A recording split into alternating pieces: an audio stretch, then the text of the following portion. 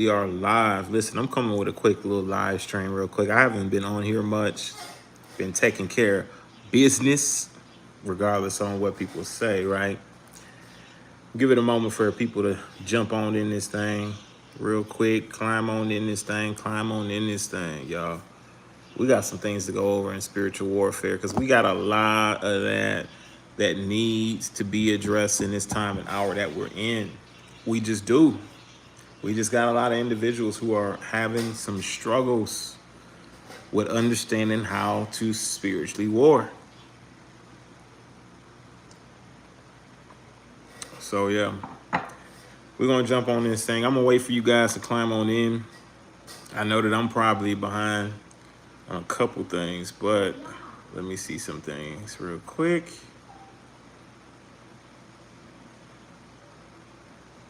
I'm on in. I know that I'm probably behind on a couple things, but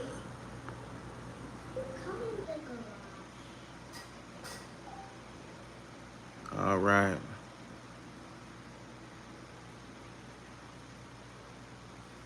Give it a moment, man. Yo. Ooh.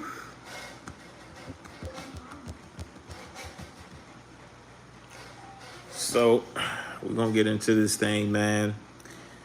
We're gonna dive into it. Got a couple things that we're definitely talk about before the live stream coming up on first day. Man, we all gotta know, like, it's not about what you do, how you do it. It's not about anything other than how you allocate your time. How do you allocate your time? What are you using your time for, right? Like, once you're done with running errands, once you're done doing work, what are you doing? Are you sitting down? Are you, not doing anything at all? Are you still grinding? Now, me personally, right? A lot of the things that I'm looking to achieve goals-wise this year, you understand what I'm saying? The things that I'm looking to achieve this year as far as goals, it keeps me on a wavelength that is saying stay focused, right? Stay focused. Even when it's time when I feel like that I don't feel like doing anything, I still get something done, right? Like today, I'm like, I need to go ahead and stream. You get what I'm saying? Welcome in, welcome in. Welcome in, good to see you in this thing. And my thing is this, right? We got a lot of individuals. I want to talk about this whole Dow situation. We're bringing in the Sabbath. I want to talk about that. I want to talk about some other individuals who obviously support him in his endeavors. One thing that you got to pay attention to when it comes to a lot of this is when people are not saying something. What are they not saying? That's what's important, y'all. That's what's important. Is what are they not saying? What are they not saying? You can show whatever you want to show all day long. You call it a receipt, call it whatever you want. But are you actually addressing the issue? Right? Or are you just dancing around the topic? Now, my thing is this, right? We got a lot of things going on spiritually. People are having a really hard time with confronting the things of the spirit and dealing with the things spiritually. Honestly, when we take a look at what we're doing, how we're moving, how people are moving, when we take a look at a lot of this stuff, y'all, we got to know that spiritually, there's a lot going on here, right? There's a lot going on spiritually right now, okay? And, we know, right? We know that when it's time to operate in the spirit, there's steps you need to take. There's things you got to do in order to remove distractions out of your way. Now, there's certain individuals that wish to perform as a distraction. You got to move them out your way too. Know how to move, how to operate when you're dealing with individuals in the spirit. Because spiritually, it's going to affect you in the long run, okay? It's going to affect you in the long run. If you're not moving and operating in the spirit by the spirit, right? By the Ruach HaKodesh, you tend to get in a very, very bad state of mind, and it's usually pretty quick. It don't take long for you to get in that state, right? Because you're not locked in spiritually. So when we're tapping in, right? When we're thinking about a lot of these things, hold on a sec, yeah. When we're thinking about a lot of these things, we gotta know that you got some people out there that'll try to distract you, right? That's gonna try to distract you. That's gonna try to be more of a hindrance than they are going to be a blessing. They could care less about other people. You gotta know that these people, these individuals, y'all, they could care less about other individuals, other people. They could care less. What they care about is getting their own self out there. They care about getting their own name out there. They care about, maybe they don't care about freeing no souls. They don't care about trying to spread some sort of truth or try to bring reality to something. They don't care nothing about none of that. The only thing they really care about is running their mouth about nonsense, right? And typically, you'll see these people and they'll say, "Oh, I'm so busy. I don't have time to make videos," all while making 1,000 videos a day. Okay. And this is how they operate. "Oh, I'm so busy. Oh, I don't have time. Oh," and this is what they say. They try to make it seem like they don't have time, like they're so busy, right? And all while making all the time in the world to talk, to drop video, run their mouth, whatever it may be, and then talk about things they have no clue about, right? They don't even know what the hell they talking about, but they'll talk about it. Have no problem with it. These people who want to be those types of distractions, y'all, you gotta know that spiritually they are dead. Spiritually, they're a dead weight. Spiritually, these individuals aren't going anywhere for themselves. So what they want to do is, since they see that you got a light, since they see that you got power, since they see that you got some strength about you, since they see that you are being successful in everything that you touch your hands on, that you do, they'll do the best they can to talk, to run their mouth, to gossip, to slander you, whatever it may be. Even though you don't have any reports of yourself taking advantage of widows, you don't have any reports about your reputation of you trying to use a daughter of Zion or a believer in the Messiah, right? A woman who believes in Christ, using her as some sort of SMEX, SEX slave, right? You don't got no reports on that. No one's ever said anything about bad about you in those ways of you taking advantage of saints, take advantage of widows, trying to steal their money, or stealing actively 100K from them. And I say stealing because regardless on if you showed a receipt slip saying that it's a donation, right? Right? You asked her for it. Was she reluctant in her heart to give it to you? Yes. The widow was reluctant in her heart to give it to Dial. That's all that matters, right? Because it says to give, but don't give grudgingly. You understand what I'm saying? And the reason why she did it, hold on, y'all. And the reason why she did it was because she felt like that she would be slandered, that somebody was going to talk bad about her. You got to know that there's people out here in this world that's going to do this, right? They're going to slander. They're going to try to talk bad. They're going to try to talk down. They're going to try to talk and speak on things that they know nothing about. They believe they know you, but they don't really know you.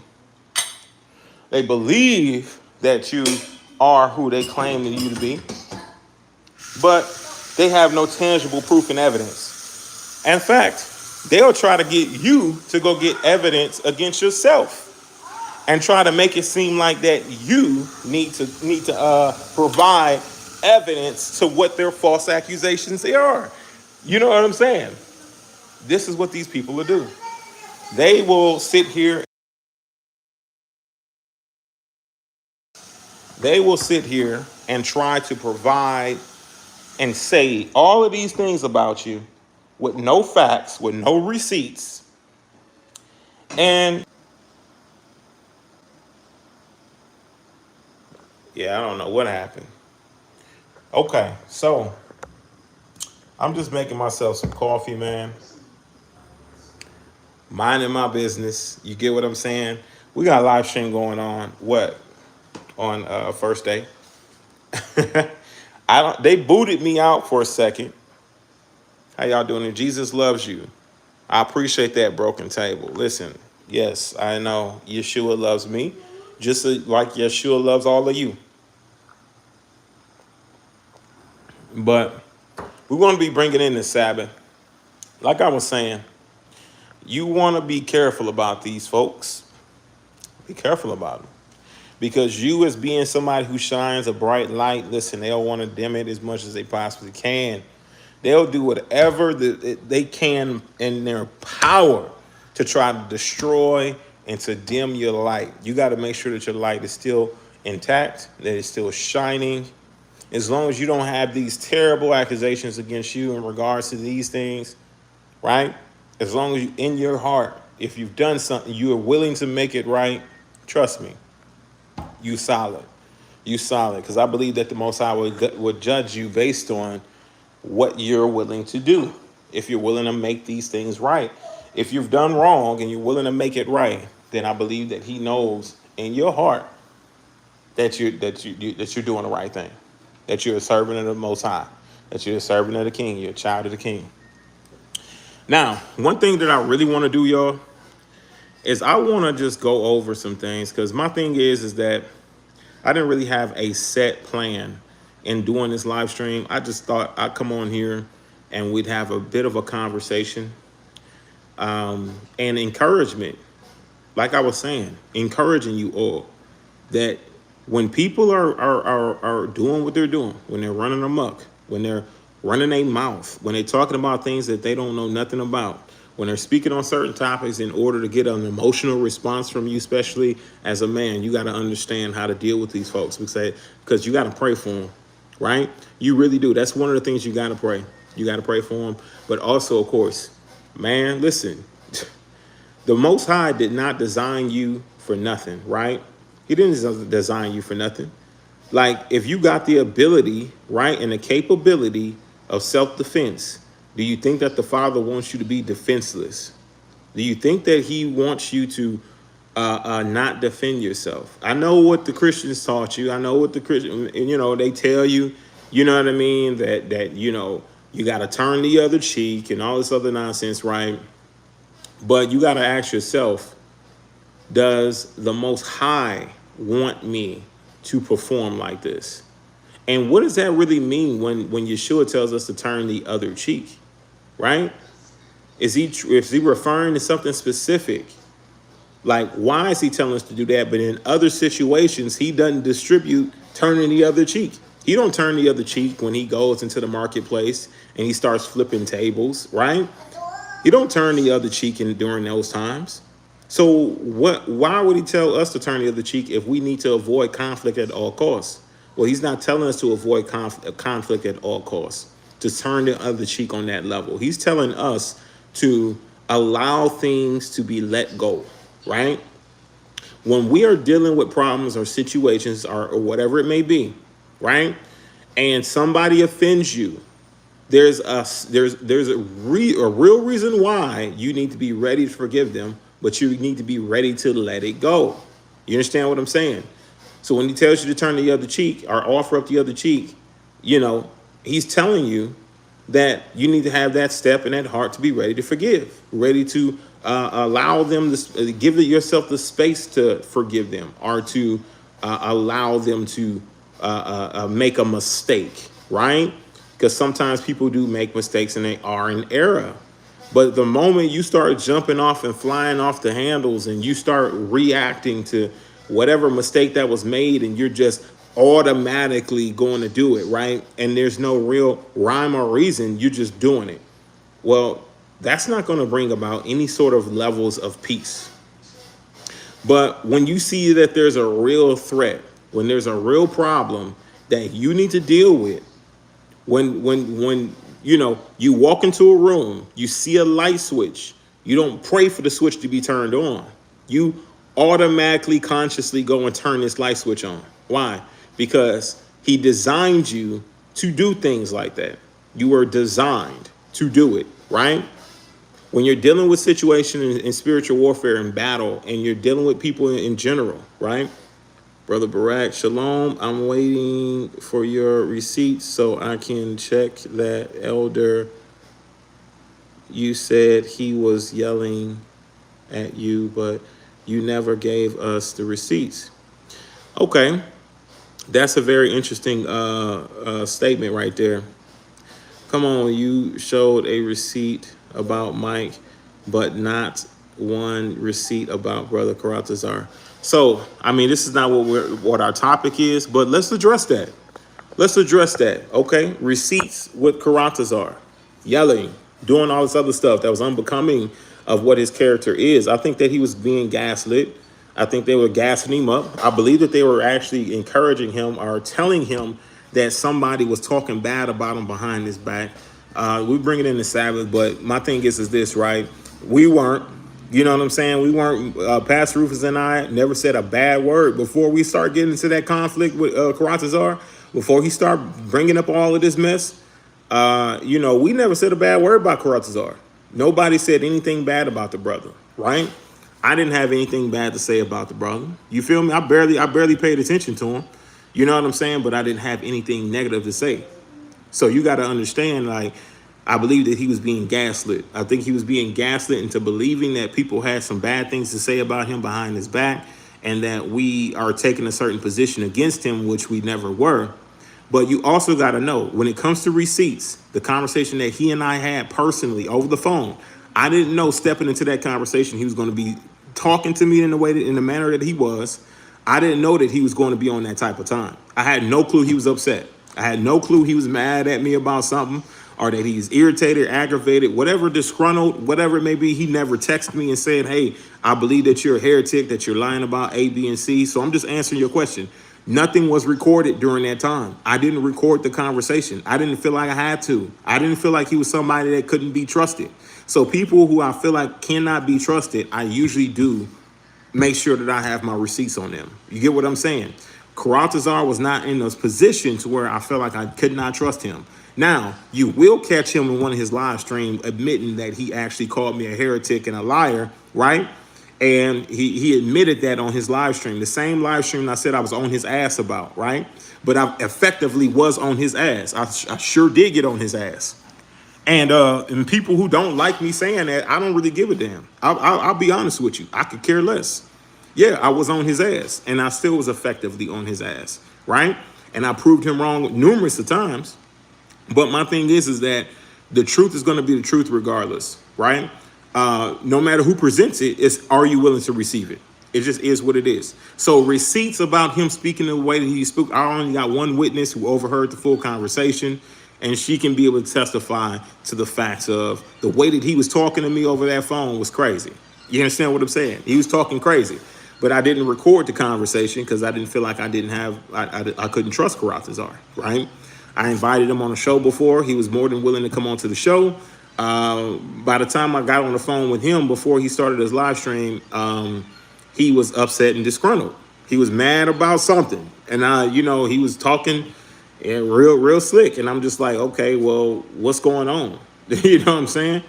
And he wasn't really trying to get to a resolution with me. And I'm just like, listen, let's get to a resolution. What's happening, man? That's the reason why I'm listening.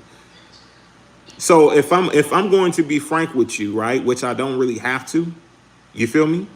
But I'm telling you facts, receipts and all this other stuff. If you ask him, I'm sure he'll tell you the truth. I hope he'll tell you the truth. You understand what I'm saying? He'll tell you the truth about how he got on that phone with me and how he spoke to me, right? He'll tell you the truth, right? But yeah, he was definitely provoking me to anger. I don't know if this was like strategically done, if this was like a tactic of Karatazar's. Maybe he and Mike was discussing this, right? And seeing if they can provoke a response from me, right? An emotional response from me or whatever over the phone. But it was an opportunity to provoke, right? Provoke to anger. And so that's what That's what that really was. I mean, like I said, when I got on the phone with him in a private conversation, I did not expect for him to approach me in conversation the way that he did. I thought we had mutual respects. When I first spoke to him in private over the phone, he told me that his line is always open and that if I call, he would definitely pick up the phone, and that, he held me in high respects, held me in high regards. You get what I'm saying? And so that was one of the main things. That was one of the main things.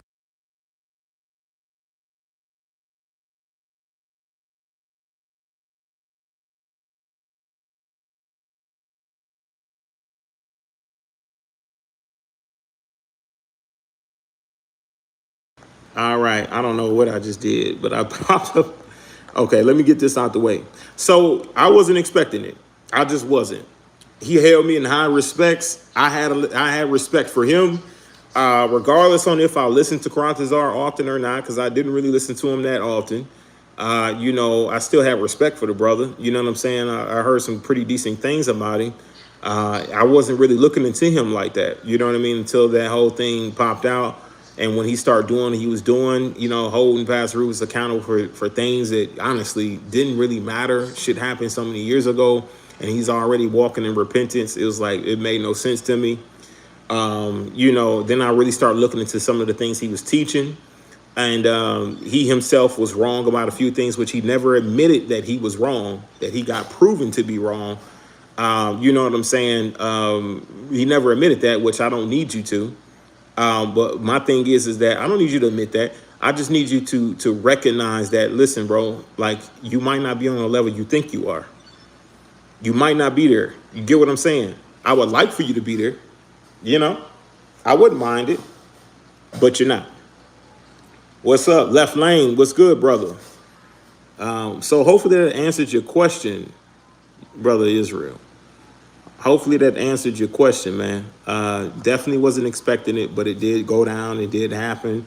And listen, I couldn't let that slide. So it wasn't that I jumped into the conversation, y'all. It was that I was actually pulled into it by Karatazar.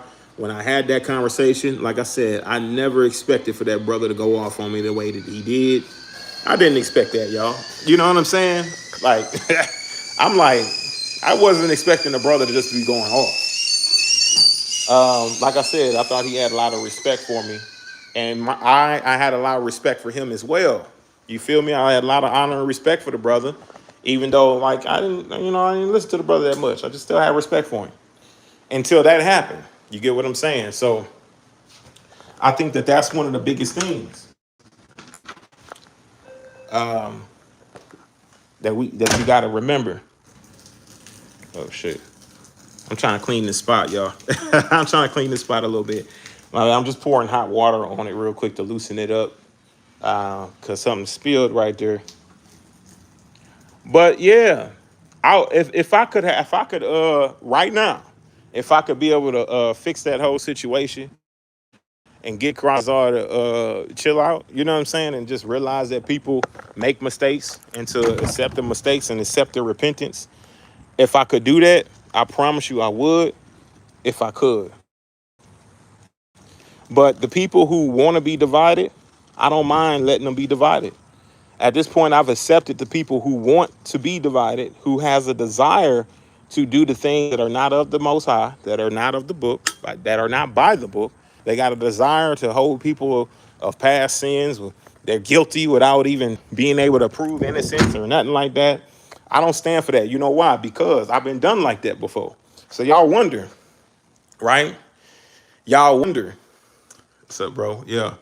I was in that live chat and considered his treatment to his two guests, to be rude, and he was raising his voice. Yeah, I mean, I agree. It was very rude, because my thing is this, right? My thing is this, y'all, is that when I do my live streams and when people come on as a guest, regardless on if they agree or disagree with my position, I still give them an opportunity to be heard, and I don't interject, cut them off, and do all that extra stuff. unless it's like getting redundant, right? Then I got to kind of control the conversation more because the person's not staying on topic or not answering my question. Then I got to kind of control the narrative a little bit more. But if everybody is doing it, I hear them out totally and completely. Even if they off a little bit, still hear them out. I don't cut them off. I want people to feel heard or be heard because, like I said, I've been done like that before. I've been put in a position to where brothers didn't want to receive me. Still am in the position where brothers don't want to receive me for what I'm really trying to do. And, it's all good because you're going to always have people who going to hate on you regardless. They don't care what your true intentions are. They just going to hate on you because you got more drive or more zeal or more of an anointing than they do, right? That's what they're going to do. They're going to address you and come at you crazy because you got more of a drive, you got more of a zeal, you got more of an anointing, and that's what they're going to want to do. It just is what it is, right? So you got to understand, like, you can't let them dim your light. You can't let them stop you or keep you from being able to shine. You got to do what you're designed to do, right? So that's how I see it. But yeah, you're absolutely right, sister. When we got up there, not only was he disrespectful enough to keep me in the waiting queue all the way to the end of the show, but then he only gave me like 30 seconds to not even close to a minute to be able to say something, right? And so I thought that was extremely rude. But we got people still asking me about receipts in regards to the way he spoke to me. He told you during that live stream that he called me a heretic and a liar. He told you that. Now, the way that he spoke to me, the tone that he was using, how aggressive he was being over the phone, if he's going to be honest about that, then I respect him 110% for his honesty, right? But it was extremely disrespectful and unbecoming. Somebody who I thought was like somebody who I respected. We had mutual respects. It turned out that he had no respect for me during that time, and that he approached me like almost as though I was nothing. You get what I'm saying? Like I've already turned down his position without even asking about the position first, right? Without him even explaining his position. He didn't even explain it thoroughly. He already came in ready for war, ready for combat. And I'm like, man, what's going on here, right? Granted, I was so busy that week and I was having like a really difficult week. So I was very focused on what I need to do business-wise and whatever it may be, and so he called me and I couldn't answer his call, or I couldn't give him a call back in time. So we were playing phone tag a little bit, right? But I wasn't able to get back to him in a timely manner. So the moment that I was able to was during the Sabbath, right? When the, sundown, like kind of like now, I was able to get back to him. And then I don't know if that's where the animosity came from or what, but it just is what it is. You know what I'm saying? It just is what it is. I don't have ability to see anything or anyone else in chat. Okay, that's interesting. I don't know why not. But yeah, that's interesting, sister. I don't know why you can't see anybody else. Greetings. Welcome in.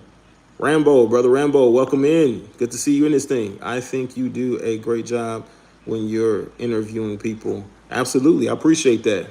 Yeah, I try to give people respect and give them an opportunity to speak, because you guys hear me talk all the time. When I bring on a guest, I want my guest to be heard. And that's just how I see it. I want my guest to talk. I want my guest to be heard. I want my guest to be the one who's pretty much taking the floor for the most part.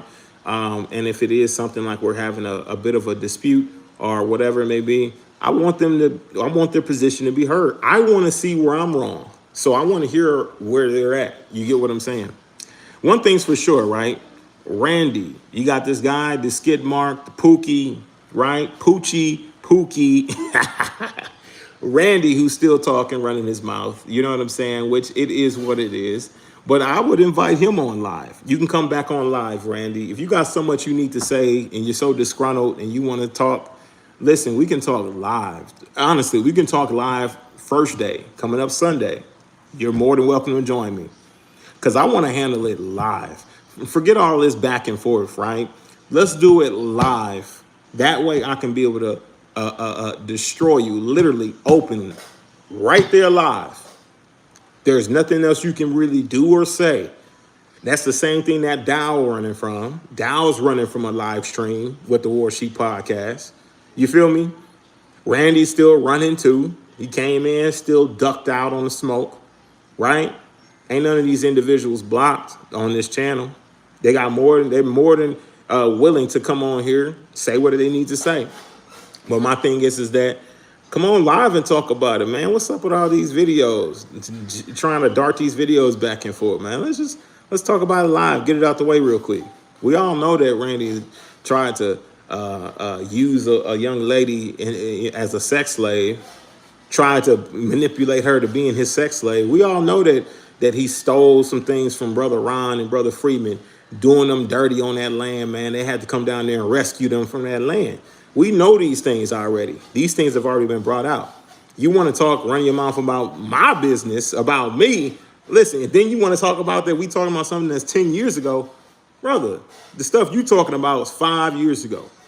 3 to 5 years ago. That shit is old to me. It might be new to you, but it's old to me. And not only that, you're inaccurate in all the things that you're saying. The things that you're talking about have no accuracy. No accuracy. You're not even accurate. You don't even know what the hell you're talking about. You don't even know what you're talking about. You're talking about polygyny, did this and that. And I'm like, yo, this dude don't know nothing. This guy don't know nothing. He don't know anything at all, yo.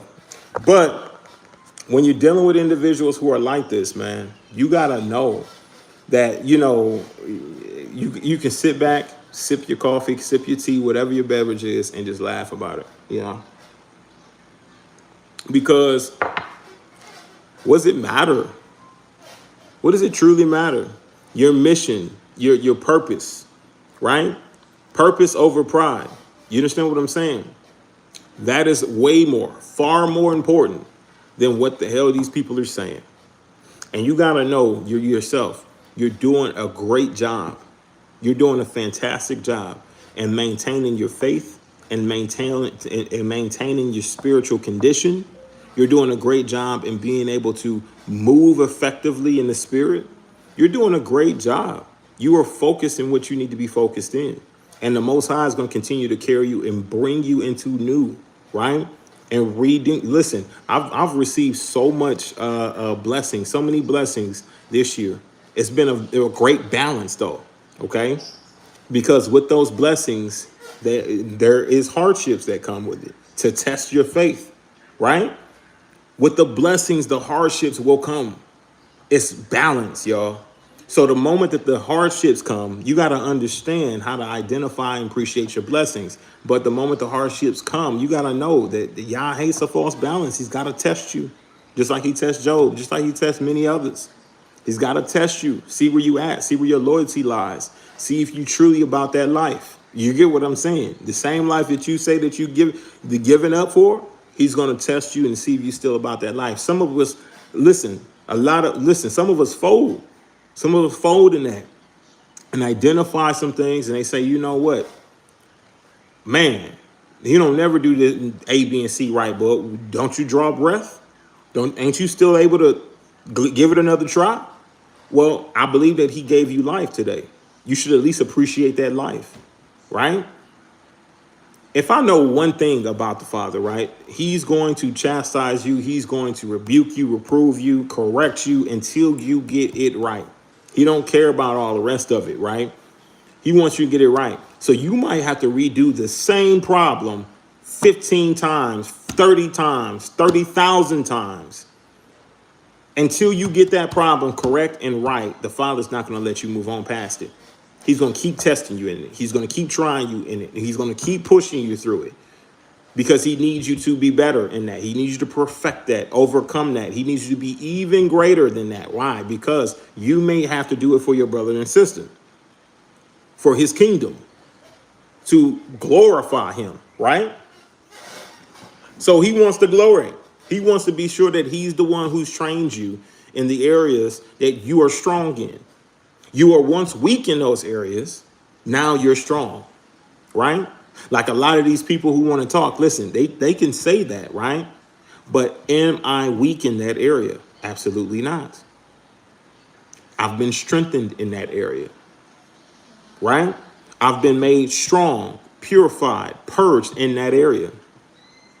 One of the biggest things, right, that I want you guys to know is that sometimes you got to know, like, when it comes to being strategic and what you're doing, being strategic is going to be one of the most important things you do when dealing with spirituality in your spiritual walk.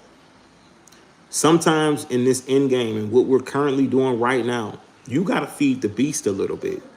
And what I mean by that is you got to allow the beast to tell you his hand, to tell you what direction they're moving in, so you can identify where the beast is trying to go.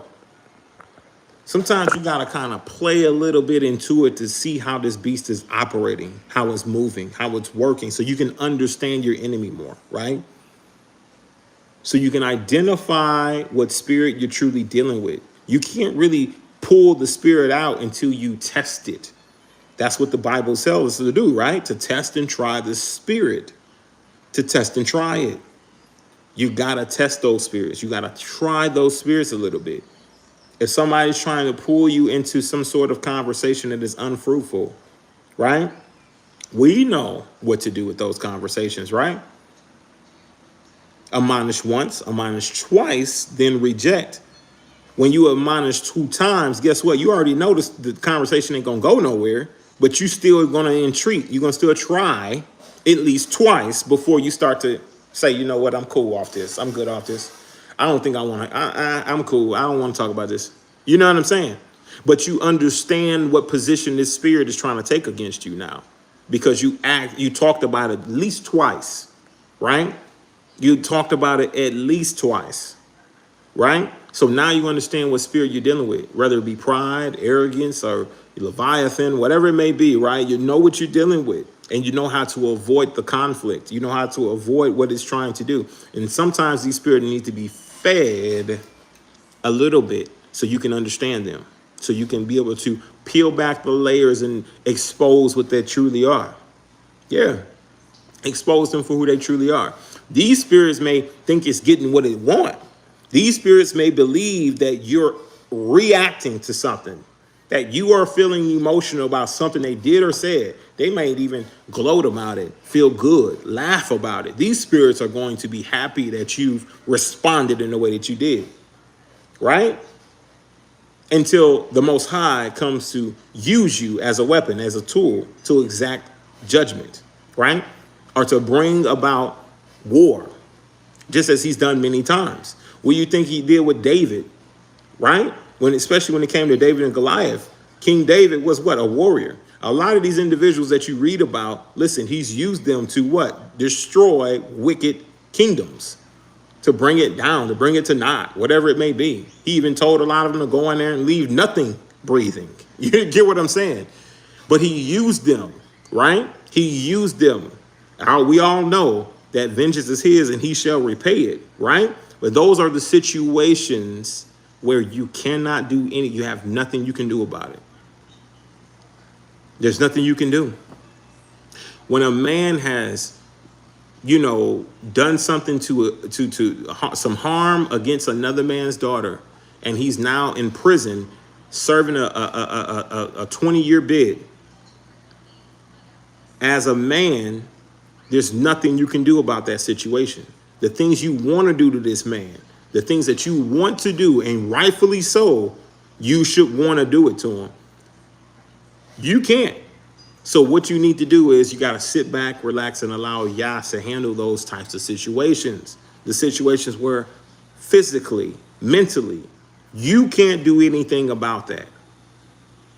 The Father has to do it, right? Those are the things that he's definitely looking to bring vengeance on in your behalf. He's looking to bring it. But if you have the capability, if you have the power, the will to do it, guess what? You should be willing to do it, because cowards have their what? Their part that burneth with fire and brimstone. So if you are constantly avoiding conflicts, if you're constantly not engaging, if you're constantly not trying to fight your own battles, then guess what? What would they be labeled as? Right?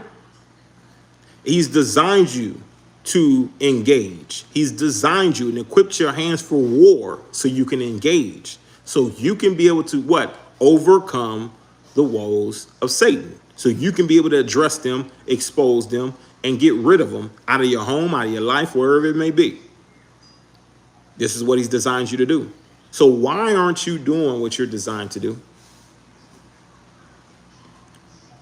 Well, you know, of course, the Father said, vengeance is his and you shall repay, that you should not. No, vengeance is his and he shall repay. Yes, absolutely, he shall.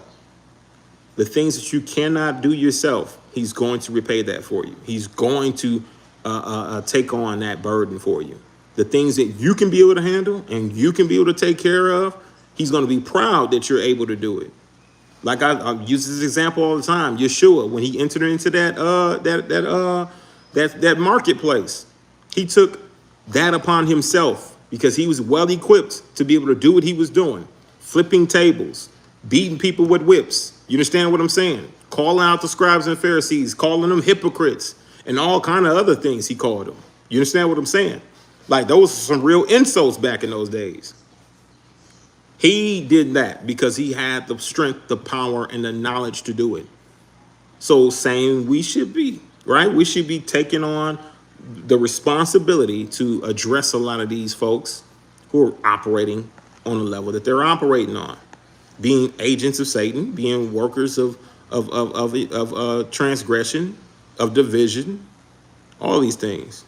Yeah, sometimes you gotta listen to a lot of drunk blogs and determine what's really going on, because loose lips, honestly, yeah, you got to sit back and listen to these devils talk. You got to listen to them speak. Like y'all heard what Dow said about, you know, the receipts or whatever receipts he felt he had. Listen to what he didn't say. Yeah, sit back and just listen, chill, let him speak, let him talk. He talked about receipts, right? He said he had receipts. He said, look at these receipts. She said it was a donation. Listen, Dow, did you ask for the donation or did you not ask? Which one? Did you ask for it or did you not ask for it? You didn't address that. Show us receipts as she said, like, hey, I want to give this to you. I want to bless you with this donation. Show receipts that says that it was her idea. It came from her mind, her thoughts, her brain, her verbal communication stated that she was willing to give you this donation and that she was not coerced into giving it, right? That she was not coerced into giving it. Coercion.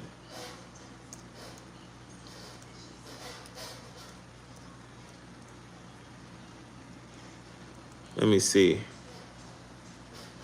Coercion.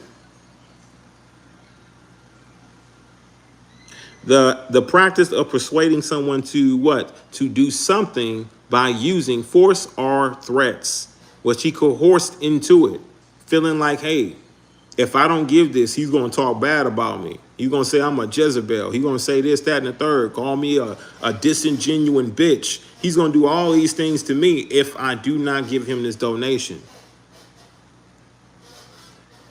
What happened? You feel me? She told us what happened. You're avoiding being clear about what happened. You asked her for that donation. Under threat of coercion, right? She gave you the donation.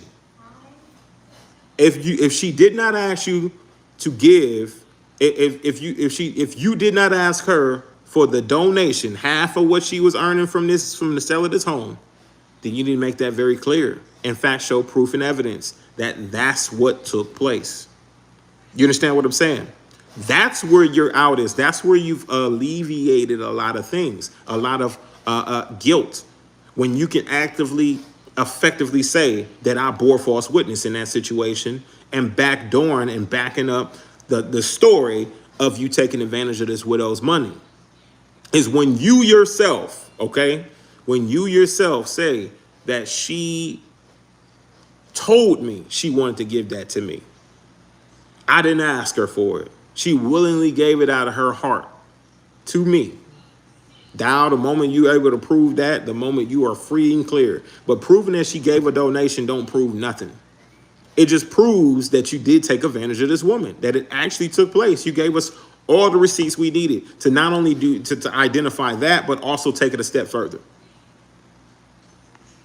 Because you're also actively, evading. You're doing evasion as well. For your 501c3 that you got established is now doing tax evasion too. So now we have an understanding there. And we also have an understanding that you actively received that donation from her. That's all we got. That's it. That's all we got. We got an understanding that you received a donation, that you actively done that, right? And we've got confirmation that not only that you're evading taxes with your 501c3, you're evading reporting information, right? Information that's over 50K. Right? So we got more understanding there. Kralzazar got skeletons in his closet. Yeah, I mean, Kralzazar's got to understand how to respect others. And I believe that maybe he's on his own journey and path. My thing is that I've taken a couple steps back because he hadn't really said anything that I'm aware of. But that's just the truth, If Thou was this so wise and understanding, he would have never took anything from a widow in the first place. Yeah, absolutely. And the fact you asked her for it. So how are you going to get upset with her when she's like, listen, I made a mistake. Anyway, in the first place, didn't even want to give it to you. I didn't even want to give it. But not only that, on top of that, not only did I not want to give it to you, but I made a mistake in giving it to you because I personally, this was meant to be for my son and my daughter. This is their inheritance that I gave up. And it was not a good thing for me to give it up. So, but he thought that, of course, he ate when he brought that receipt out. You see, he posted it on his thumbnail, like all big and bold, almost as though he had one up. But it's like every time he does this, right? Every time he does that, y'all, he does it and he believes that he actually did something. But the truth is, no, brother, you ain't do nothing. You actually just made it even worse for yourself. Like the moment he dropped that,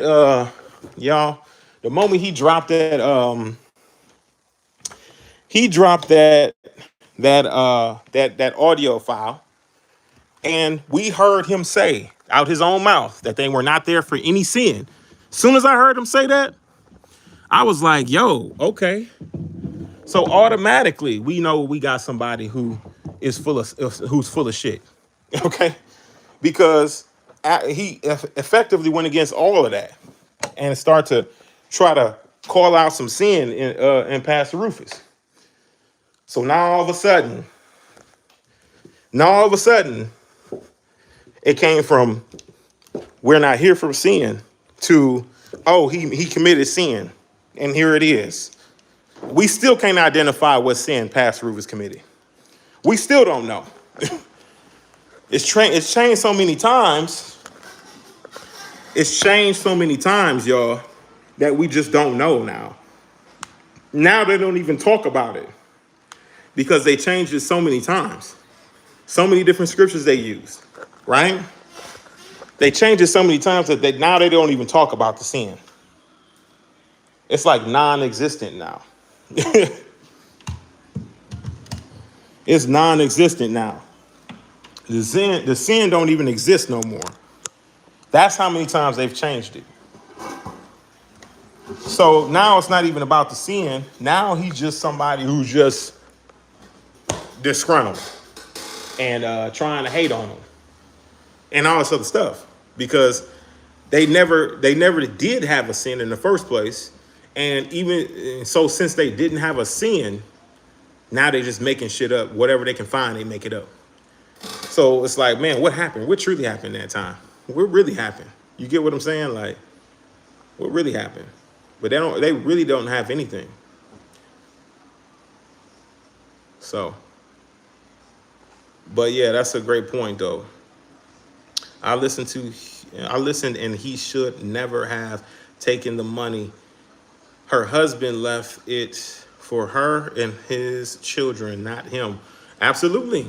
But you also heard, Sister Lisa D, you also heard him not even address the fact that he asked for the money.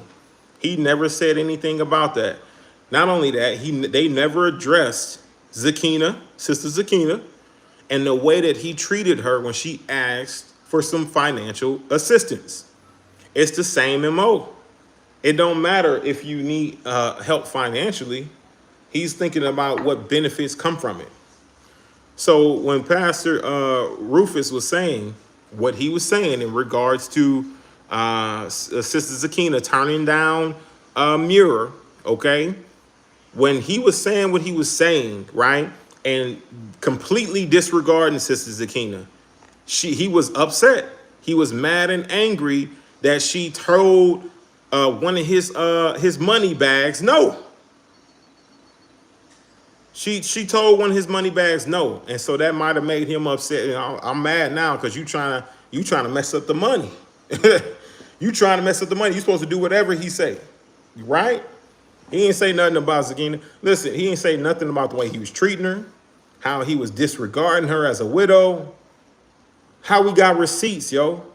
You just giving us even more ammunition over here, even more receipts over here. You just proving our point that you took $105,000 from this widow, and you did so by coercion, through threat of coercion, the practice of what? Of persuading someone to do something by using force or threats. She felt threatened by you and that she would be put out there, publicized, blasted, called a disingenuine bitch, called a Jezebel, called all these other things, right? That's how she felt. That's why she did what she did. That's why she gave it to you and was like, let me just give it to him. Let me see what he do. And how will we have a widow who's given that much money, right? Who's earned that much from her husband's death or passing, you know, let him rest in peace. You know, hallelujah. And then now she's broke. Now she's struggling. Now she has to come and ask for money. You get what I'm saying? Now she needs help because she should have been prospering. She shouldn't have wanted for anything. She shouldn't have really been paying for nothing, right? Donation should have been donated to her. She should have been the one taken care of. He never addressed the individual sending the money to him for the widows. We're not addressing the real issues. Y'all just made light of it, saying like, oh, well, any pastor that I've ever donated to, let me go get that money back. That's not how that worked, bro. Y'all not widows, first of all. Second of all, y'all didn't keep the commandments, right? So you can't even count yourself in that category. You didn't keep the commandments then. You didn't keep the ways of the Most High. So you're automatically excluded from any of that. You get what I'm saying? So we can joke about it all we want. Y'all laughing about stealing a widow's money, inheritance that was for her children, the fatherless. We already read about how y'all feels about that. We already read about that. So my thing is this, right? Is that when they're laughing about it, when they're making jokes about it, when they're doing it, it's because they've gotten away with it. They feel they've gotten scot-free. They feel that they've stolen this and they've taken this and they've done so. And these people still gonna support me regardless. I'm just gonna make any excuse, just like I did for the pendant, right? He made up an excuse that it's a fork when he first called it a trident. And people are so stupid that they just went with it because, oh, he's such a man of Yah. They're not identifying the sin. They're not identifying the wickedness. They're not truly locking into the spirit. What they're doing is they're doing man worship. They're showing favoritism. They're doing all the rest of this BS, right? But they're not truly walking by the spirit. They're walking by the flesh. They want to hear what they want to hear. and they want that favoritism. Just like some of them locked in, right? And they're actively being used as slaves on that land, and they're going to deal with it because they want a woman, JC, because they want a woman. That's why he's going to deal with the bullshit that he's got to go through until he get that other woman. He's gonna continue to lock in. Still got to count his days. You get what I'm saying? So that's what I mean. He has patterns that are easily recognizable. Absolutely. He's got patterns that are easily recognizable. And you're not lying. It just pops up. And you got individuals like Pookie, like Skid Mark Randy, who go out here and run his mouth, right? Run his mouth, and he himself running dirty. He himself ain't got, nobody got nothing good to say about Randy. When's the last time y'all seen him do a video with Ron? When did Randy ever do a video with Ron? Him and Ron sitting down after he did everything he did to Ron back in those days. And Ron sitting down and saying that this brother ain't done nothing to me. They ain't done not one video, Randy and Ron. And they're in the part of the same ministry. They be on the land together at the same time during the feast. Ron and Randy ain't never did no video together. And that was the brother he stole some stuff from. That was the brother he was misusing on that land, treating like a slave, making merchandise of them, putting them in bondage, making them bond maidens or handmaidens and bond servants. That's one of the brothers who was suffering underneath that tyrannical rulership on that land he got over there in Kentucky. You know exactly where you at, bro. He made merchandise of them brothers, treated them brothers like slaves, yo. You got to identify these people for who they truly are. Randy steady, and Pookie, Randy steady trying to act like Dow. Steady. Trying to pretend and act like he Dow. You get what I'm saying? His mannerisms, the way he try to talk and carry himself, he's trying to act like Dow because he wants to be a cult leader. He wants to be somebody who's also doing the same thing. His psychological profile fits the bill. You understand what I'm saying? The way that he speaks, he twists his words. The way that he acts, the way he communicates things to you, you got to really pay attention. The first time he came on a War Sheet podcast, he had nothing to talk about other than his success, other than what he perceived to be successful. Only thing he had to talk about was money and perception of success and false alignment with Rufus. That was false as hell. Talking about some, if you want to support Rufus, I support you. That was an absolute lie. Lied to your face. I made a video about it. The only thing that I got to give to you is receipts. That's it. I don't got nothing else to give to you. I made my short clips and videos about this man lying to y'all in y'all face. And that's what they all do over there in Straightway. They lie to you. They'll tell you half truths all day long and manipulate your mind. And that's one of the things that I hated about that ministry. And the Most High hates it too. That was one of the things when I first was put out of Straightway, okay, y'all, I didn't come back for at least 4 years, 4 or 5 years or something like that.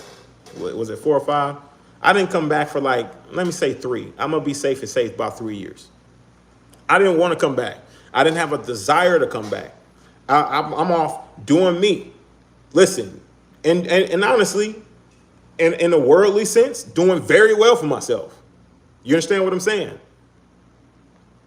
Right? But my thing is this. My thing is that in the spiritual sense, I was not able to lock in the way that I wanted to spiritually because of the pain, because of the disappointment, because of all of those things that I've experienced at Straightway. I wasn't able to lock in spiritually. I was disconnected from Yah. You know why? Because I disconnected myself. I no longer trusted in certain things. I thought, let me just fend for me. Let me go ahead and build for me. Let me grow for me. Because you know what? When I sacrificed for so-called Yah's people, when I sacrificed, when I gave all, when I did what I needed to do, right? Seek ye first the kingdom. When I did all that, man, I ain't get nothing in return. I didn't really get the love back. right? I didn't even get a decent name in Israel. You get what I'm saying? People still slandered me, hung me out to dry. You get what I'm saying? Like, even though that I was a key point and a key pivotal point in a fellowship, even though that I gave as much as I gave, I was one of what does Karazar say? Chief donators or chief givers. Yeah. If brothers needed something, they come to me and still do to this day, right? Still, I got brothers who still come to me and I look out for them every now and again when I can, right? I might be a little slower about it. I might be a little bit more cautious about it, but I still do it because of the simple fact that if the Father puts it on my heart to do it, I do it. You get what I'm saying? But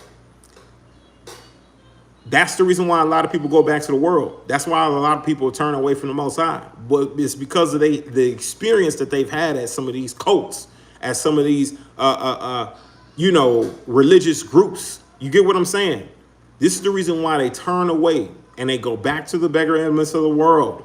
I can only empathize with their position because when you've been done wrong, when you have been taken advantage of, what other options do you really have other than go back to what you know? You got to realign yourself with the Most High. But how do you really know how to do that? How can you discover it? Your identity has been a part of this religious group, this cult. That's been your identity. And then once they've betrayed you, they stabbed you in your back, you're trying to figure out who you are again. You're lost. You're trying to figure out what makes you you again. You're trying to figure out what spirit you're dealing with when it comes to anger, bitterness, right? All these other things that you're dealing with after being kicked out, removed, leaving, identifying sin, and you spoke up on the sin and you've been treated like trash, right? When you had to experience those things, you're trying to identify who you are once again. That's why I empathize with them, because they're still trying to figure it out. They're still trying to walk a path. If these aren't your people, Father, who are your people? Because these people ain't it. These people who I thought were your people, they not your people, Father. They not it. You might have warned me at one point and I ignored the warning signs because I saw the works. I saw that they were building and I saw that they had land and they were teaching and doing all this and that and this and this and that. But the spirituality, the love of the brethren, the favoritism, showing favoritism, showing all these other things is what really destroyed it. So really, what is real fruit? Because if a man can build a home from scratch, from the ground up, right? If a man can build a home from the ground up, and then you see that he's wicked, and you're willing to walk away from that opportunity to learn, you're willing to walk away from that opportunity to build your own home, you're willing to walk away from that because you see that they're wicked, you see that the spirit is off. What's real fruit?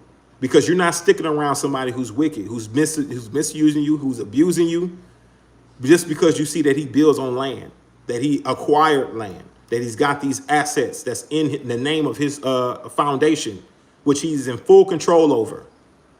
Just because you see that going on, he's got NFL players that follow him, that lift him up or whatever and pay his bills. Just because you see all of that going on, he got sugar daddy, sugar baby Kabir, who's building him a mansion.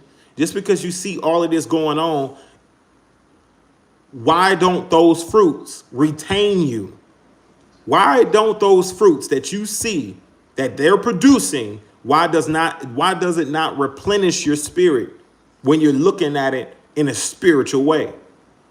Why don't you want to stick around because you see him building houses and all this other stuff after you realize the wickedness, after you realize that he don't keep the book, after you realize that he's stealing from widows, after you realize that everything that they're doing is cardinal, is worldly, same way that the scribes and the Pharisees did it? Why don't you just stick around because you see that that's fruit?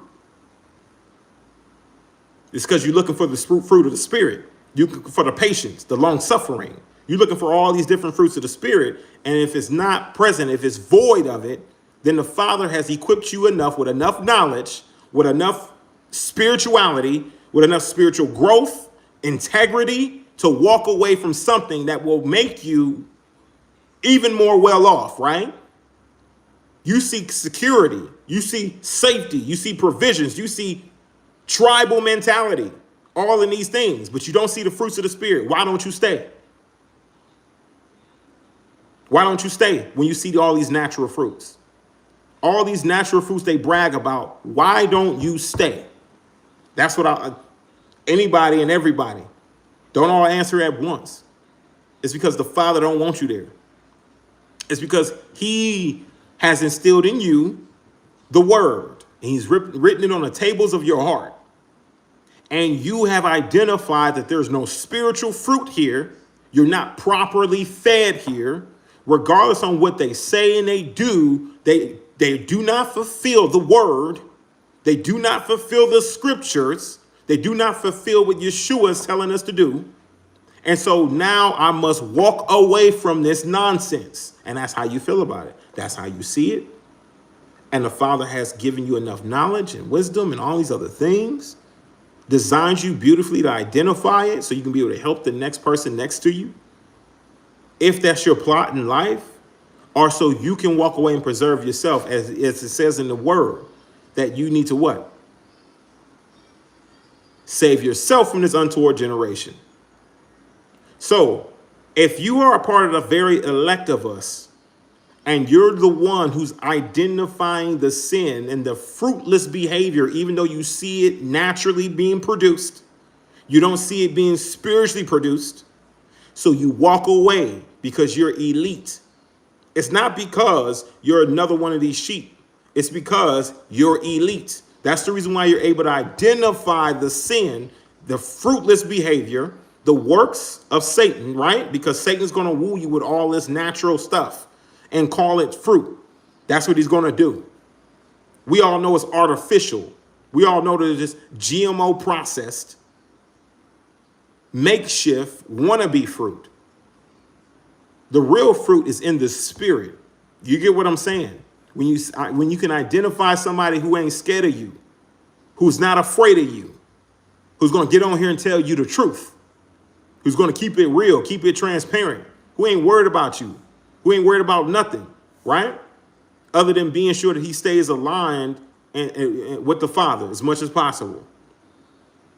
That's when you can rock with somebody who don't care about how you feel, who will only care about what is the truth, what's reality, what is truly being said here. That's when you know you can rock with them. You get what I'm saying? You can't rock with people who believe they can warp and twist the truth to distract you from reality. Oh, look at all these houses. Look at what I'm doing here. Look at how we're building there. Where's your spiritual fruit? When the widow was coming up on some cash, did you refrain from taking that cash from the widow? As we had elder, one of the elders, Elder Brent Crago, who declined the cash from the widow, and she was willing to give it to him. She felt led to give it to Elder Crago. Dow asked for that money. Where's the spiritual discernment to know that that's wrong? To sit there and ask for somebody's money, to ask for $105,000. What are you finna do with $105K? Right? And then you go off and say, well, it ain't much money. Listen, you can spend that up in no time. Ask MC Hammer. You can spend that up in no time. But you're supposed to be Mr. Responsible. Mr. I'm responsible with everything. Give it all to me. You're supposed to be that. So why aren't you capitalizing off of 105K? Why ain't that 105K, 500K within the next 6 months? And you're able to give that widow back her money, and you still have another grossed amount of 400K. Why is that not the case? Why is it the case that you can't pay this widow back and you can't give her no money back? Why do we need to take a parable from Yeshua, who said a man who received 10 talents, or who received 5 talents, went and doubled it and got 10 talents? Another man who received 3 talents doubled his and got 6. Then we got another man who buried his talents and said that, hey, master, I knew that you would be a hard man. Said that he was a hard man. So he buried it and came and brought him 1 talent again. Brother got rebuked, chastised, kicked out the community, or kicked out, got his one talent taken, and then gave it to the man who produced 10. This is the same situation with Dow. Dow is squandering the talents. You understand what I'm saying? If the widow gave you 105K, I don't care what your community is doing. That community should be able to produce at least another 500K or at least another 100K on top of the 100K that the widow gave you. This should have been a borrowing type of situation. Let me borrow it. Yeah, are you going to be slave to the lender? Yeah, for good reason though, right? So you can be able to double or triple the resource. Then you can go ahead and take that and pay the borrower back and get out of slavery, get out of debt. You effectively received 105K and done nothing with it but squander it. Mr. I am the one who's trustworthy in the money. You spend money just like the United States of America. You spend it until you're in debt or broke. You don't spend money to make money. You spend money to be in debt or broke. You spend money just like the U.S. They're not good with money either. So somebody who claims to be the one who's trustworthy, who's this, that, and the third, effectively gets 105K of this widow's money and squanders it. And then you talk about Sister Zakina and her $2,000 a month that you've given her, and you say that she's squandering it. How is she squandering it? You got 105K. You squandered that. And then you got a nerve to judge this woman who's only receiving $2,000 a month for all her expenses. What sense does that make? That 105K should have been 300K by the time this widow was asking for her sons and daughters' inheritance back. You should have been able to at least double it. You should have been able to give her 150K back or 200K back, and you still had 200K to be able to spend.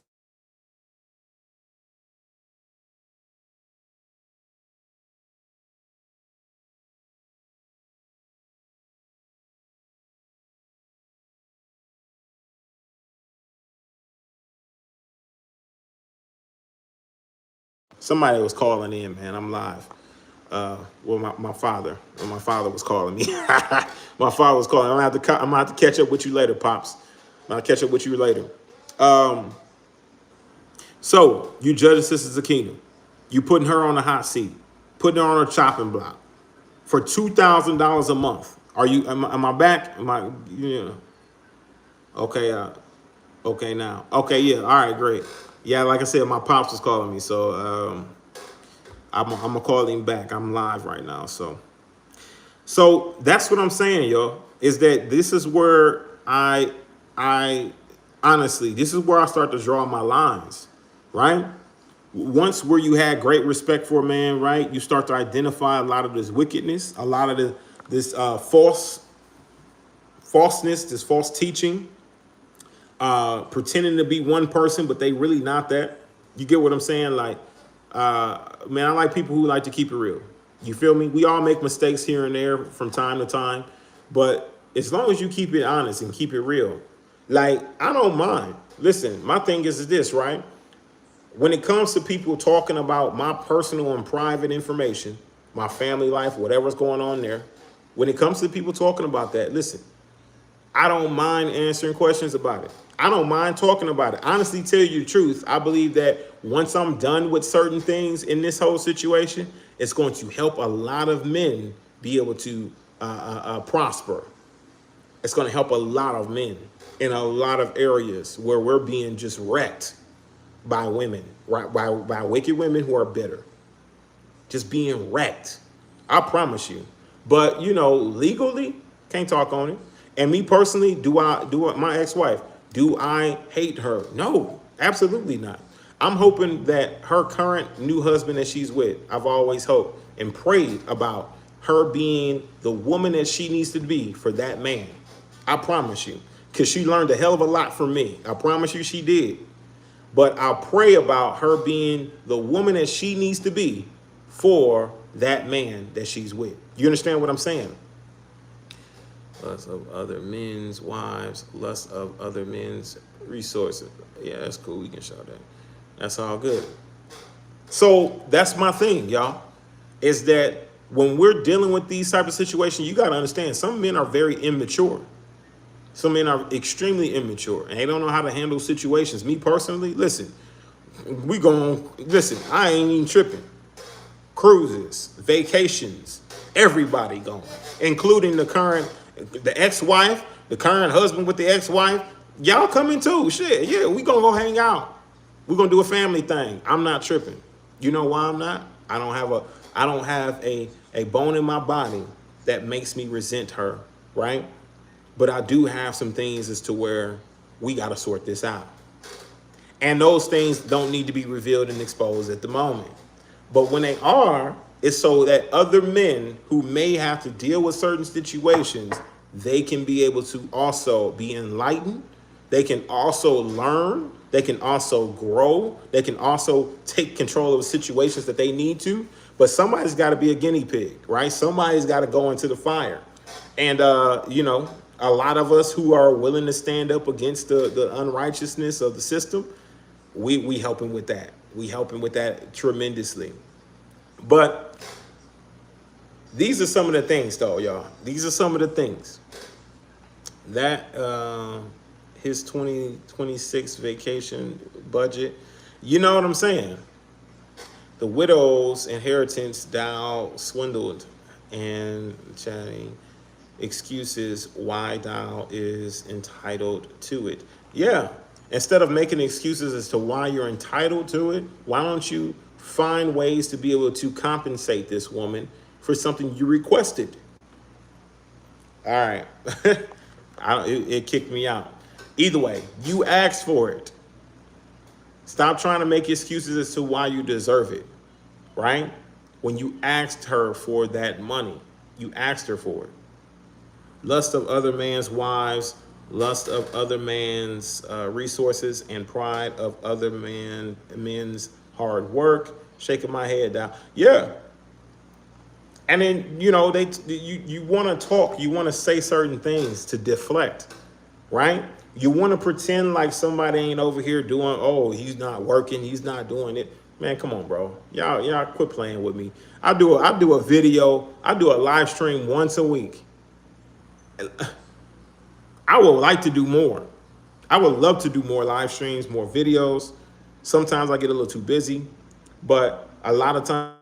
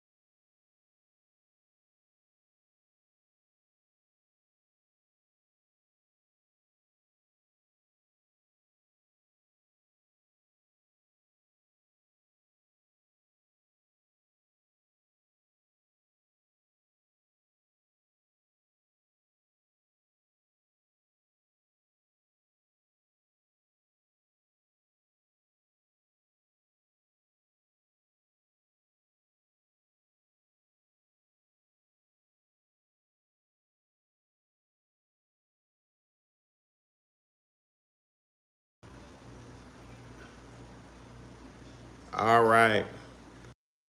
Let me make sure I'm back in. Okay. So either way, y'all, 40 seconds. Yeah, because, they calling me. I'm doing a live stream from the phone. So whenever anybody calls me, it mutes the phone. It mutes the phone. But it's all good, though. It's all good. Yeah, it's my mother and my father calling me, trying to get a hold of me real quick. So, yeah, bless them. Bless their hearts. And I appreciate them reaching out. So I'm going to have to call them back. All right. So, but y'all see how these people are reacting, right? When they hear this truth, man, I'm trying to tell you, they do the best they can to try to discredit anything they possibly can. You got to know. And when you're battling with these individuals in the spiritual, and you're doing so, and you're going through spiritual warfare, listen, I got people who still a part of Straightway right now who I talk to, who I kick it with. You can't let Dow know. You can't let Dow know that we talk. You can't let Dow know that we kick it. You know why? Because you're going to try to do the best you can to make your life hard while you're a part of that ministry. And me personally, I don't care that you are there. I just want to let you know that there's a potential that you're going to be mistreated, that somebody's going to do something that is jacked up toward you, right? And as long as you understand and aware of what could potentially happen, listen, do it at your own risk. But I would tell you stay far away from it. Because these people will literally make merchandise of you. They'll do the best that they can to do. Let me go into Do Not Disturb. Let me go into D&D. I'm going to go to D&D real quick. That way, you know, these damn things don't keep popping up. And it is what it is. And the reason why I'm addressing a lot of this now, y'all, is because come first day, we got totally different topics to cover. This is a lot of stuff that honestly, I'm not gonna be. If I'm gonna add this into a live stream for first day, we're gonna be there for a while. So addressing it today, man, is so important, especially when you got people asking questions like, "Bless you." Looks, who's back? Yeah, yes, sir. Yes, absolutely. Especially when you got people asking you questions about Karatazar and stuff like that. Mike, I know people ask me questions about Brother Mike, about Mike. That situation is unfortunate. You feel me? My thing is that, Mike wanted it to be done that way. He ain't wanted it to be done in a peaceful way. He didn't want to, he got a little too butthurt about me having videos up where he had to take them down. So it's like, I told the brother, but my thing is that he ain't wanted it to be done no other way. He wanted it to be division. He wanted all of that, right? All right. You know what I'm saying? Like, yo, I can't help it. Some of these brothers, you just can't help them. Some of these individuals, they're going to just be who they are. They're going to just be disgruntled. They're just going to want division. They're just going to want strife, contention, whatever it may be. There's nothing you can do about it. And those individuals, you just let them have what they want. You give them what they want. Same thing with this guy, Trey Moore. Listen, I never really truly liked Trey. I never did. I never had any real thing as to where I liked him. And the reason why I didn't like him is because he gave me jealousy vibes. He gave me vibes to where he was jealous of me. He wasn't, you know what I mean? He was not receptive. He was jealous. And it's just kind of what it is. Even though I was more than willing to help him get to the next level, even though I was more than willing to help him start businesses, y'all seen a lot of the business plans that I've helped these brothers with. Y'all seen a lot of the work that I put in for free, might I add, to be able to help these brothers develop and grow business. Something that Straightway is missing and lacking greatly is men who are willing to go and not be wages, but being producers, business owners. You get what I'm saying? And which the entrepreneur, I'm a serial entrepreneur. I do entrepreneurship. You understand what I'm saying? So me teaching these individuals how to be entrepreneurs and self-sufficient, right? I don't know why I keep kicking me out, y'all. Me teaching these individuals, hopefully I'm good. Me teaching these individuals how to be entrepreneurs and self-sufficient was something that they really needed help with and they were lacking. And some brothers just didn't like it. They just was jealous about it. And Trey Moore is one of them. You get what I'm saying? He just was a jealous individual, jealous-hearted.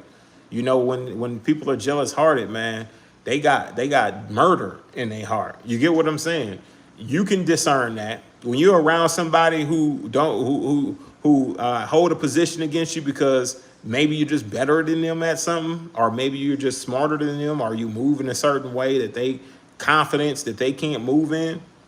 They tend to have this sort of spirit on them and about them. And I just really didn't want him around me.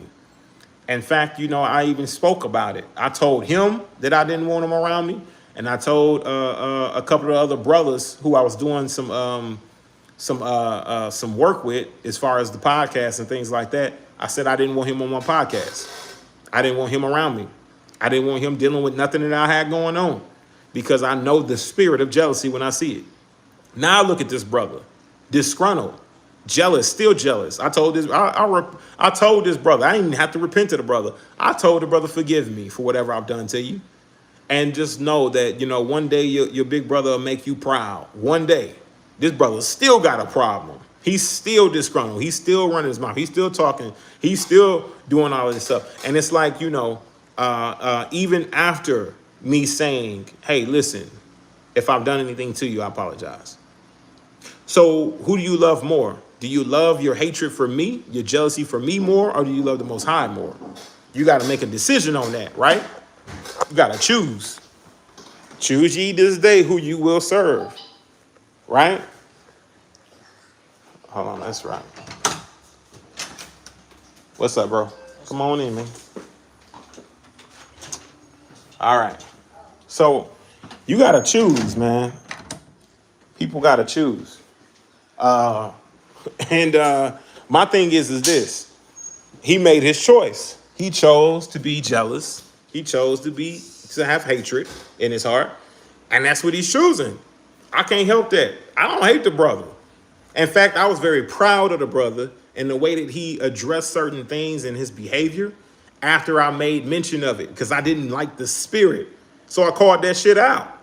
Absolutely did. Right? Because you ain't finna be around me and you sitting here with some stankin' thinking. You feel what I'm saying? They doing the crabs in the bucket, man. Yeah, absolutely. Man, brothers who don't want you to win, they see that you got confidence, that you got zeal, listen, all the things that they lacking in life, right? They don't want you to win. They gonna take a position of jealousy, envy, greed, whatever it may be. And they're gonna try to tear you down. But my thing is that when you're too strong for them, they gotta chill out. And that's what point he was at. I'm like, man, he can't beat me. So he had to chill the hell out. Right?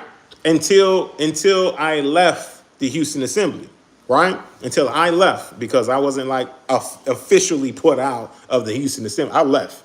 I was like, you know what, bump this. Ain't none of these brothers keeping the book, right? Ain't none of them keeping the book with me.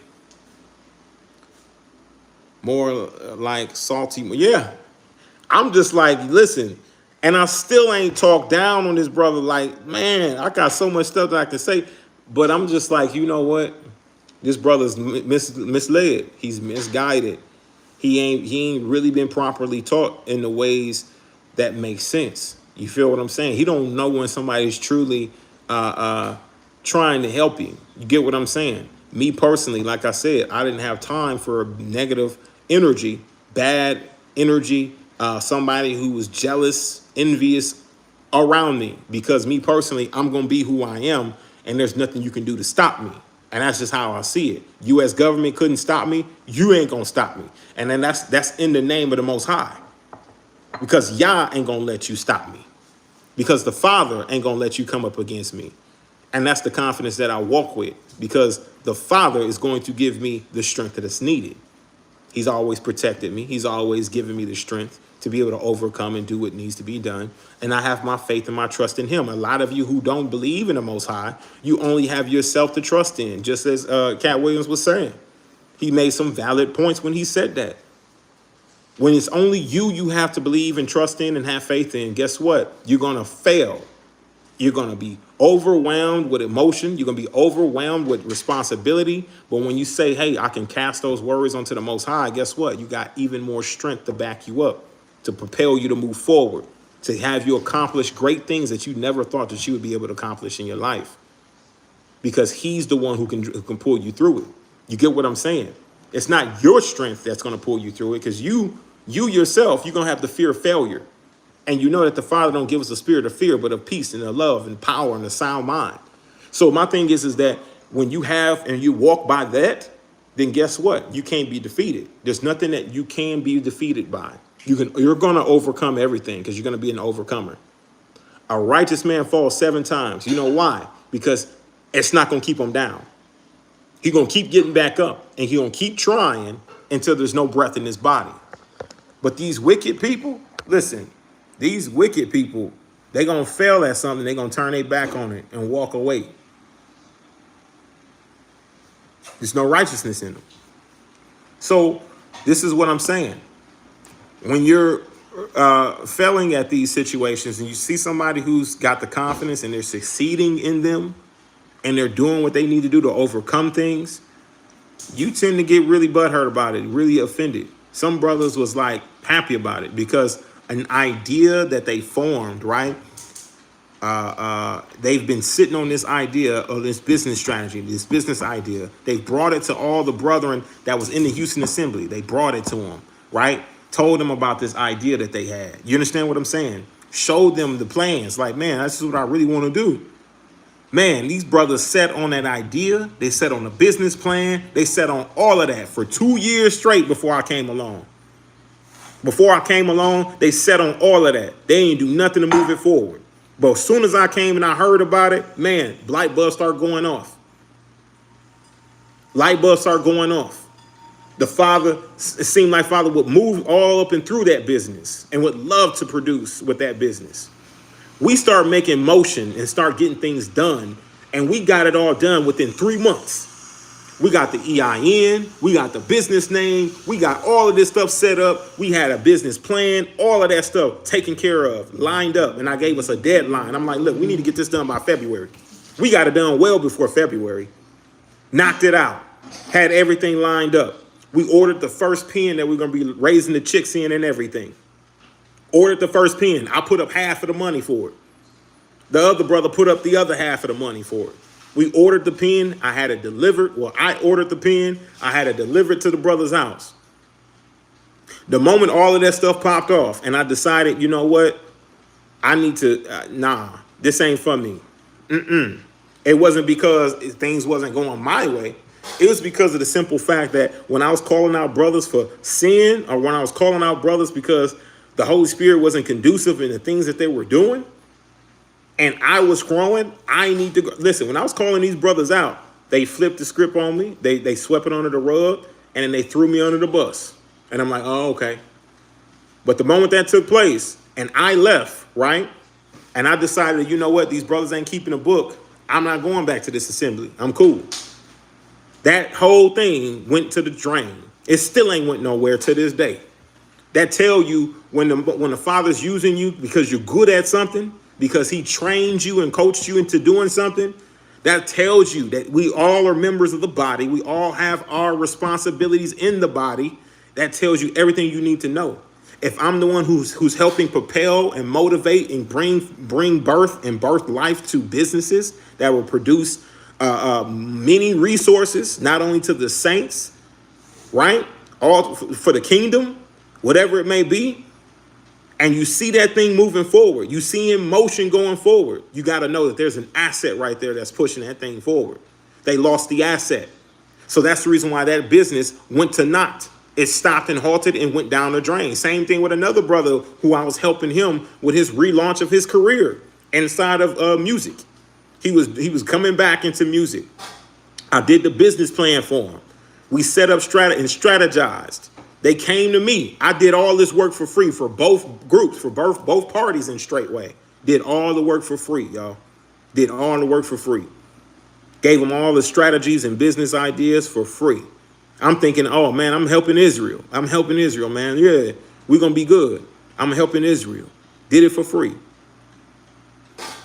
That business strategy, that business plan, ready to launch, had people ready to buy what we were going to produce, had stores ready to purchase, saying, yeah, y'all just raise them. Y'all just get them. And guess what? Bring them to us. Pen ready to raise up these chickens. You feel what I'm saying? And the moment that I'm excluded from the whole equation is the moment that it's not even going forward no more. It didn't came to naught. It ain't producing nothing. It's just another thought. You feel me? Real men know how to manifest things into reality, know how to identify something that is really a beautiful idea. And trust me, I didn't take over nothing. I said, brother, this is your stuff. This is your business. This is your business idea. I don't know nothing about agriculture. I'm just here to support you in ways that you need. If you need me to do something, let me know. That's it. I didn't take over nothing. I'm like, brother, you're going to need a business plan. Let me do it. And I went ahead and did it. Knocked it out. I've shown it on live before. And then the second guy who's relaunching his business, relaunching his career in music, same situation. Did all that work for free. Took time out of my and I'm not trying to build with brothers. Took time out of my day, my busy work schedule to create and business plans and do all of that stuff for free for these brothers. They ran with the business plan, showed it to whoever they needed to show it to, cut me out the deal. That came to naught. That's no longer going forward. The funding that was supposed to be done for that project came to naught. They did a little something, tried to pop out here for a little bit, right? I've seen them make a couple videos on YouTube, right? Using my strategy on my go-to market strategy, right? So people can be able to get the return on their ROI, their return on investment. That's an ROI. My go-to market strategy. They tried implementing that go-to market strategy and it flopped. It is what it is. But I'm not trying to build with these brothers, right? These are some of the things you gotta realize that these brothers will do it. You think that you building for Israel and that you pouring and you investing and doing what you need to do with Israel, and you like, man, I'm doing what I gotta do, man. I'm building up. I'm doing this and doing that. Nah, you gotta just realize that you better off locking in with the Holy Spirit, doing what you gotta do to build what you gotta build, right? And those who are proving themselves to be faithful, worthy, trustworthy, right? Righteous individuals, you got to understand how to limit your scope and stop making it so broad for people to come in and betray your trust, right? And misuse you, abuse whatever it may be, abuse that. You get what I'm saying? You got to understand how to do that, how to move appropriately. Because my thing is this, right? One thing that you should not let them do is burn you out when you're wearing out the patience of the saints, wearing out your patience. You got your talents. You know what you can do, what you can provide and produce and bring to the table. You know what's up. A lot of individuals, even now, I still help them for free now. I've had a few saints who came to me talking about starting a business and what they should do, how they should move. I gave them free game. You feel me? Couple of them are doing very well with that information, and they off now, right now, doing their articles of filing, getting their business turned into an LLC, legitimizing their business right now. You don't think that I'm happy for them? Do you think that I wanted them to give me a dime? No, I'm not even expecting nothing. They don't owe me nothing but love. That's it. But I got the knowledge to be able to give them. Brothers talking about something, ain't nobody trying to help nobody else. Listen, that's what I'm saying. When you giving them knowledge to go forth and progress their own life so they can be successful in life, listen, you helping them. You're helping them in a major way. You know why? Because instead of giving them a fish, you teach them how to fish for themselves so they can continue to produce and provide for themselves and their family. You get what I'm saying? Because it ain't easy out here. It ain't easy at all. You need help. You need people. But when it comes down to it, we all know that we got to stick together at some point. You know, I know me personally, I know what I would do to show up for brothers. You feel me? I know what I would do. I would do the best that I could.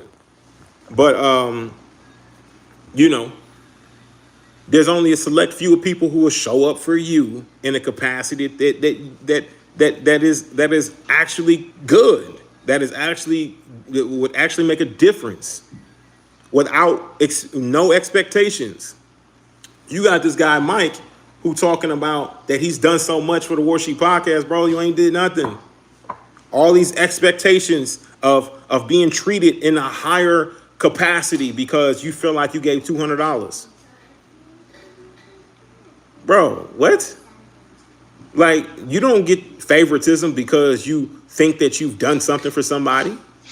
There's no expectations to being treated with favoritism. I don't feel like that people should treat me better because I may have helped them with something, or even take my side in conflicts because, oh, I helped you with this. Why?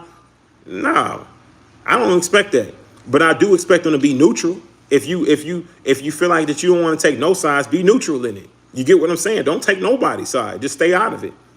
If you call yourself and consider yourself to be a friend of mine, you stay out of my shit. You stay out of my conflict. You feel what I'm saying?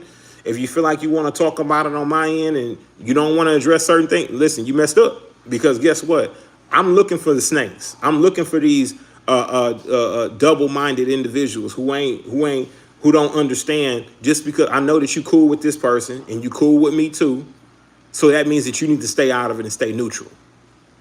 That's what that means. That means that you don't need to weigh in on it. It means that you need to stay out of it, and maybe in private we can talk. You get what I'm saying? But, stay out of it. It is what it is, right?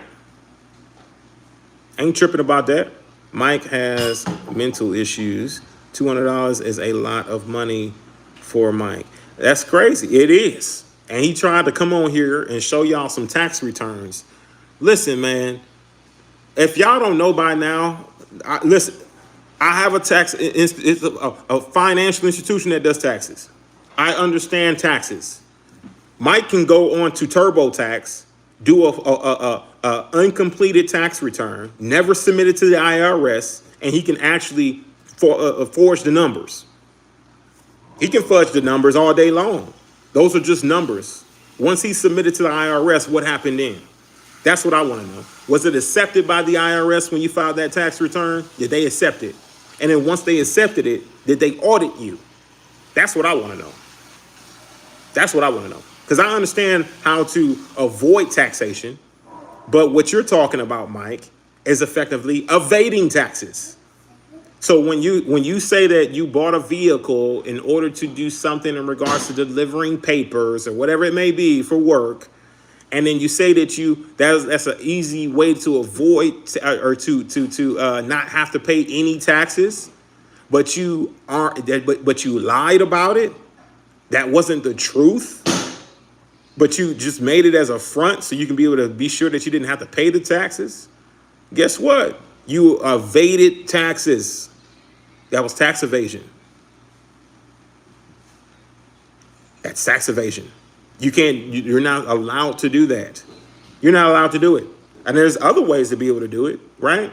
To be able to get deductibles on a vehicle that was purchased and all that other stuff.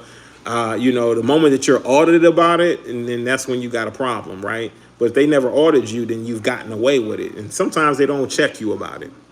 So you get away with it. And you think that that's the right way to go. It's not. I understand how to avoid taxes. I understand how to avoid taxes. And it's not through tax evasion, right? It's through deductibles. It's through making sure that you write off all your business expenses. You understand what I'm saying? This is how you are able to get the right deductibles, the right to avoid taxation, to avoid it. I've had it to where a traveling nurse had to pay $20,000 to the IRS, and we know that money is not real. We know that money is fake. It holds no intrinsic value. She had to pay $20K in taxes. I got that $20K back for her, and then the IRS added another $20K on top of it. You know why? Because she was filing improperly. She was not filing her deductibles properly. She wasn't taking into account that she's a traveling nurse, and this is her business. She is a contractor, not an employee, not a W-2. She's a 1099.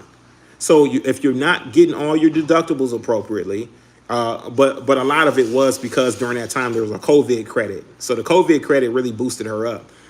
So they gave her a COVID tax credit that really boosted her up during that time. But she shouldn't have had to pay the IRS any money, $20K, whatever it may be. No. If she done her deductibles appropriately, she took an account her gas, all that other stuff. I mean, you gotta know how to do it, but you're gonna pay something. You get what I'm saying? You're not gonna just pay nothing at all. You're gonna pay something. The goal is to pay as little as possible. So yeah, you can just create a tax return by going on TurboTax. not even submitting it to the IRS, but you can type it up, print it out, and then, oh, this is my tax return. You know what I'm saying? It just, but it don't mean it's been transmitted to the IRS just yet. It don't mean it's been transmitted. It just means that you created a tax return. I mean, come on now. Tell Dow to stop giving people virtual lobotomy, scrambling their brains. Come on now. That's what I'm saying. Don't be like Mike. Don't be. Because my thing is this, right? These people be thinking that you're stupid. They think that you're dumb. They just think that you're so dumb, and they believe that you are don't have any wits about you. That you haven't experienced no life. That you have nothing to be able to contribute, right? And that's the reason why they treat you the way they treat you, because they don't think you know anything until they find out that, oh, he knows a lot or she knows a lot. Then they go like, oh man, yeah. Mike doesn't know how to do a depreciation schedule. Yep, a Schedule D depreciation schedule, nor using pre-tax dollars under a LLC/C Corp, etc. Yeah. I mean, yeah, you got certain tax filings that you need to be using. You need to use them joints. Even if you are a sole proprietorship, meaning you're using your social security number and you're working a 9 to 5. You need to be filing some business taxes on working at 9 to 5. It's your business. It's your corporation. You need to file some business taxes on that. Schedule C, capital loss, if you lost anything. You get what I'm saying? Depreciation, another one. I believe that's a Schedule D, right? And you need to understand how to file those appropriately, which tax season is coming up very soon. You'll be surprised how much you can actually get back if you filed as a sole proprietorship. Do you have a relationship with Jesus Christ? Yes, I do. I believe I do. I'm hoping I do. You know what I'm saying? I'm hoping I do. But Jesus Christ, Yeshua HaMashiach, Jesus Christ, is the only one who can really define your relationship with him. He's the only one who can define it. So you may believe you have a relationship with Christ, but do you truly? But do you truly? Because he did say this, right? He said, many will say, Master, Master in my name, right? That you would say it. That you would honor him with your lips, but your heart is far from him, right? And these people who honor him with their lips, but heart is far from him, they believe they have a relationship with him. So he's the only one who can truly define your relationship. So you just gotta, if you're out here doing what you're doing, you gotta hope and pray that you are defining a proper relationship with Christ, not going based on your own understanding, right? Because it does say lean not on your own understanding, right? But you're going based on what the scriptures tell you should be doing, because he is the word manifested in the flesh. He says, behold, I will come in the volume of the book. It is written of me. So when you're understanding these things, you can get closer to understanding the relationship that you truly have with Christ. When you're able to, pull some scriptures out. I don't care about chapter verse, but if you're able to talk about some scriptures and then what you're talking about sounds biblical, it's biblically sound, when you're able to overcome your sins, right? When you're sinning and of course, you got those sins where it's those demons you got to overcome. When you're able to effectively beat them, you have a relationship with the Messiah, right? Because we all got stuff we got to deal with and overcome. You know what I'm saying? How effective are you in doing so? That's when you're building a relationship up. So is fasting difficult for you to do? Right? That's another key indicator. It's not the sole thing, right? Like, it's not the sole thing, but it's an indicator that, you might want to tap into the spirit more. Build your relationship up with Christ more. That was a great question, though, by the way. I'm not gonna lie to you. It's a heart. It is a heart posture. You're absolutely right. God looks inside at the heart, not at the outward appearance. That's correct. That's what I'm talking about. You overcome sin by growing closer to Jesus. Yes, right. You overcame. Sin is transgression of the law. You transgress the law, you committed sin, right? So yeah, it's difficult to identify things. Now, if you find yourself doing things that are against the morality of the scriptures, then you know for sure that your relationship with Christ is definitely in shambles, because you're willing to take widow's money, right? You're willing to take $105,000 from a widow, and you're willing to coerce her into giving it to you. So if you have that heart like that, then listen, you're a challenged individual when it comes to your spiritual walk and with your relationship with Yeshua, with Jesus, the Messiah. If you can make that type of decision to coerce a widow into giving up the inheritance of her children to you, and you go and squander it and spend it on worldly possessions, on trips, lavish vacations, and you have not tripled, quadrupled that, like, I'm so surprised that $105,000 that widow gave to this so-called pastor, that he squandered it, and he did not double it, triple it, and was able to give that $100K back to her and still have $400,000 left. I'm so surprised. But that tells you why the man has not worked in how many years? And not only has he not worked, but he also has not run successful businesses in its stead on his own.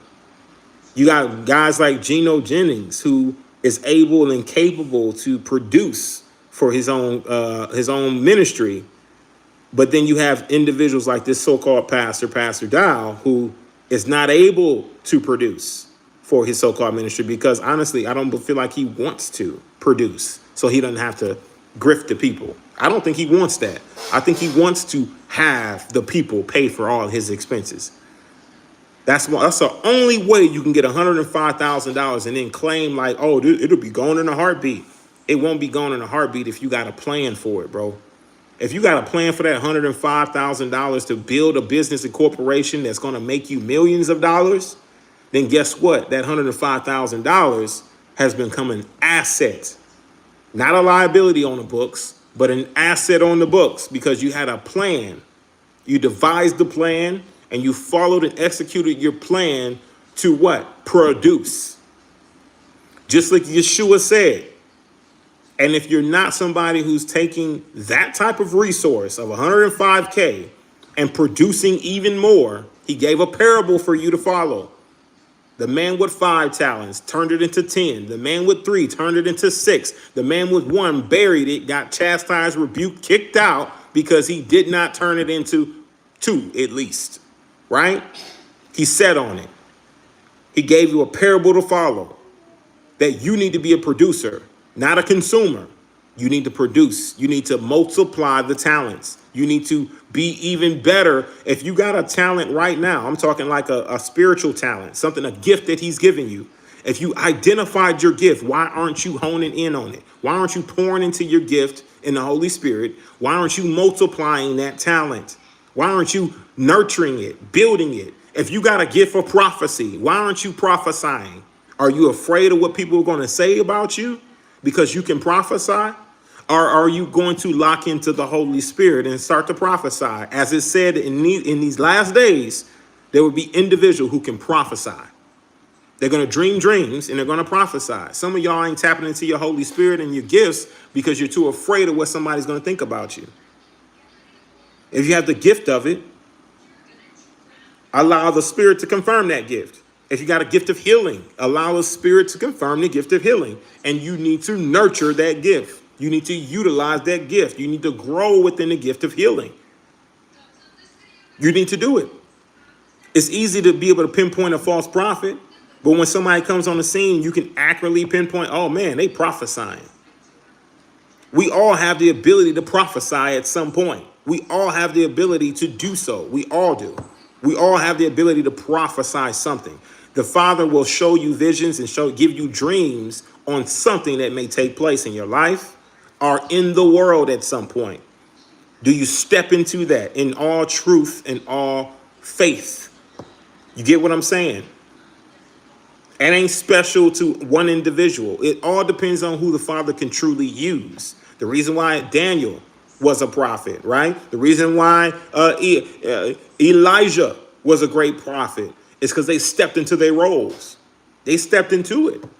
They embraced and accepted their gifts. Whereas where other individuals were too busy trying to fit into society. You're too busy trying to be a light amongst these heathens, these Gentiles.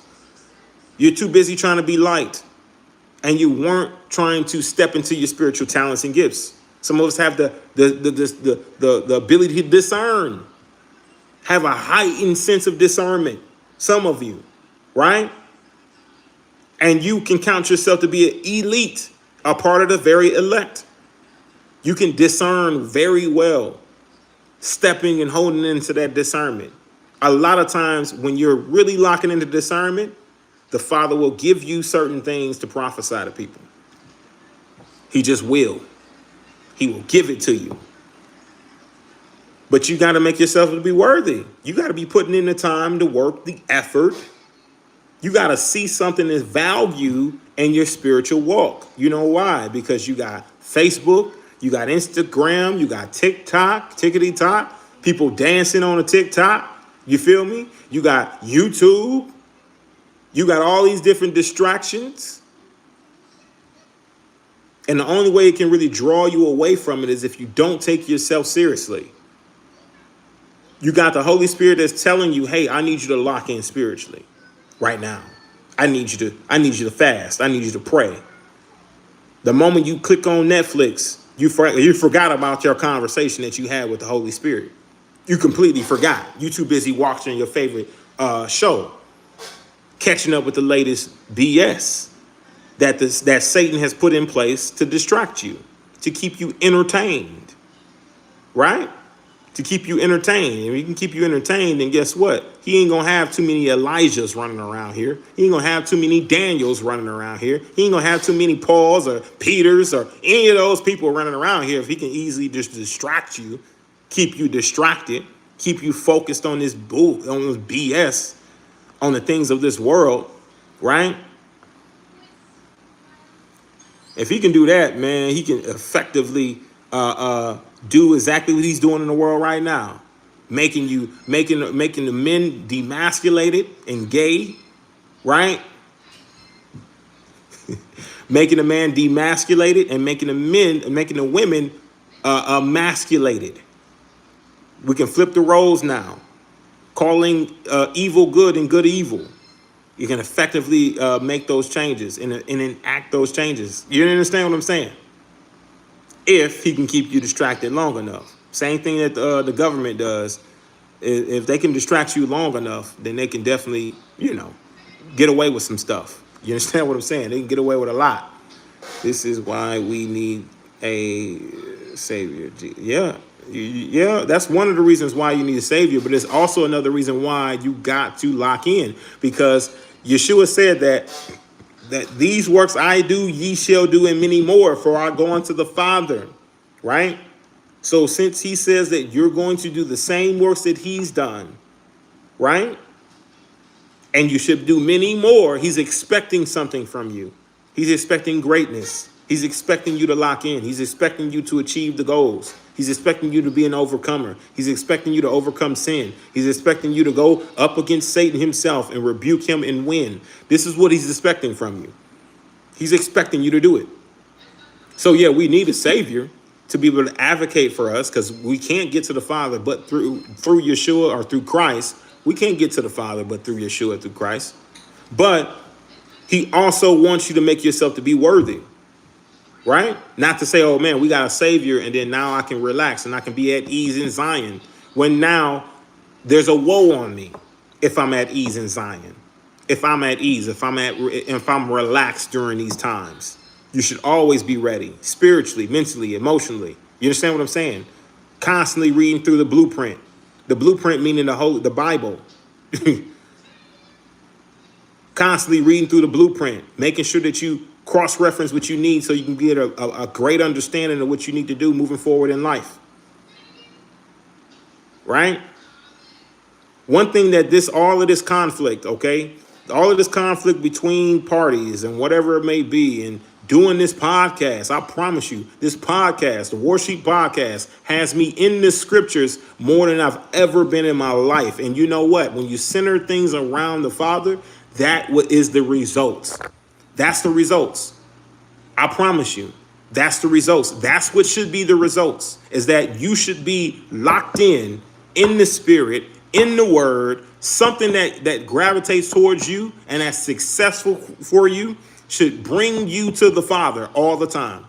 It should constantly bring you centered to the Father every time, right? It should that should bring you back to his word. It should bring you back to Yeshua, Jesus the Messiah. It should bring you back to Yah, the Father. Anything that is distracting you and pulling you away from it is not a blessing of the Most High. It's not a blessing of his, right? The moment that you got something that's pulling you toward him, I promise you, doing this podcast, I'm in the word all the time because I'm constantly going through scriptures, making sure that I'm doing this and doing that. I'm in the word all the time. It reminds me to pray. I can go into prayer. I'm able to pray with individuals that, honestly, I never thought that I would be able to. I never thought that we would be able to pray together. I never thought about praying with them. You get what I'm saying? But when you lock into the Spirit tell you to pray, you need to get and start praying. You start praying. You know what I'm saying? But anything that's drawing you back to the scriptures, anything that's drawing you back to the Most High, anything that's drawing you back to the Holy Spirit, the Ruach HaKodesh, Yeshua, you know that thing is of the Most High. If you got a woman in your life and she's not pulling you back to the word, if she's not pulling you back through her chase conversation, then you got to know how to identify when you've chosen her through the flesh and not through the spirit. Because she's not pulling you back to the Father. You understand what I'm telling you? We choose women through the flesh.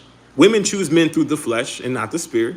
They don't spiritually discern this man. They don't spiritually do it. And not only that, they don't identify their flesh as working.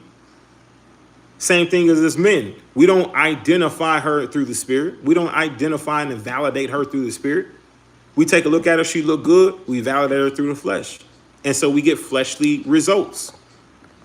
Broken marriages, broken homes, disloyalty, distrust, failed relationships. We get all of that through the flesh. Lust, greed, pride of life,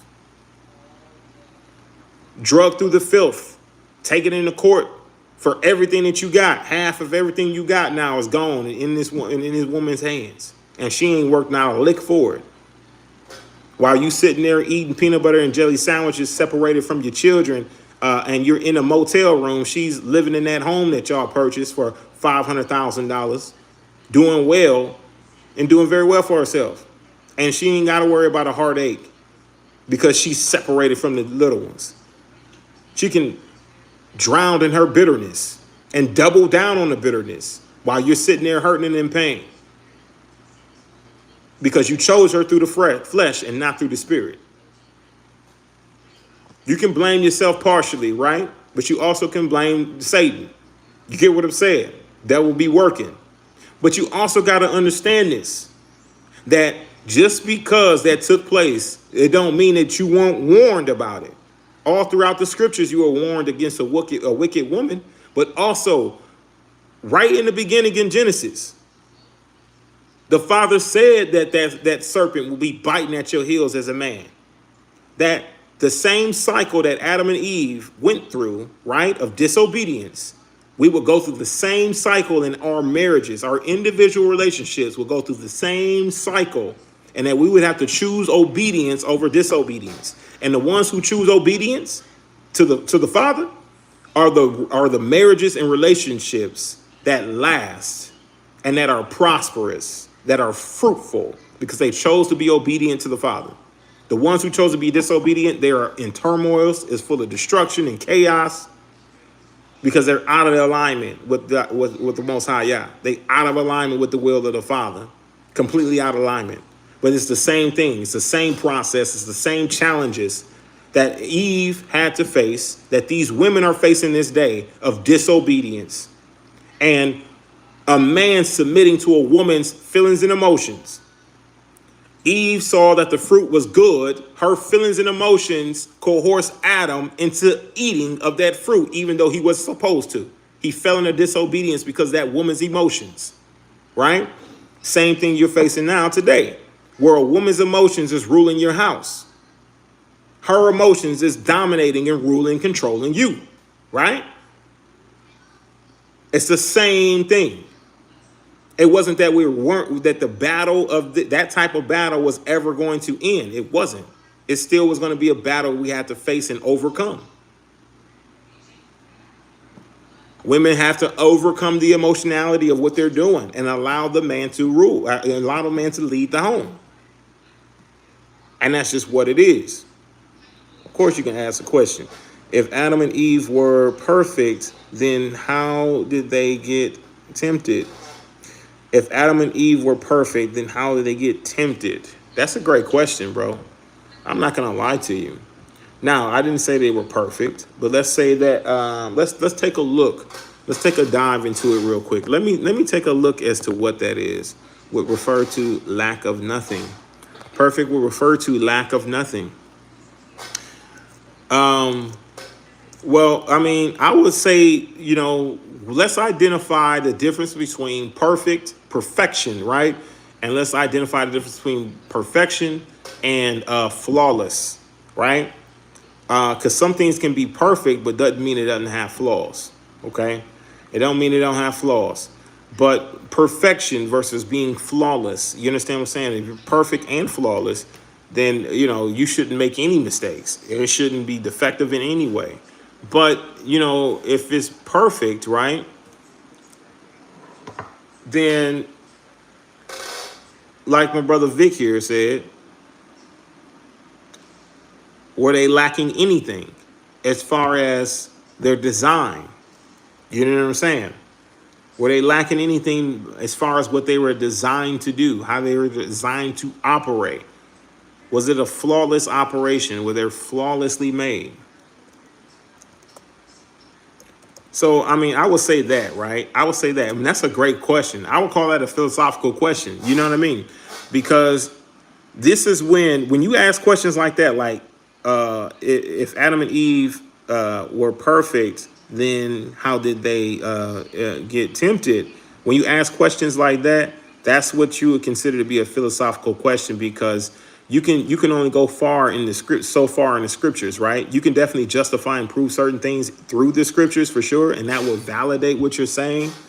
But these things require deeper thinking, okay? These things require deeper thinking. I mean, you got to actually understand the word. You can't just read it. You got to know what that thing is talking about. And so that's why I think that's a great question. So I want to say this, right? Even though that they were deemed to be a level of perfect, right? No matter what, Adam and Eve.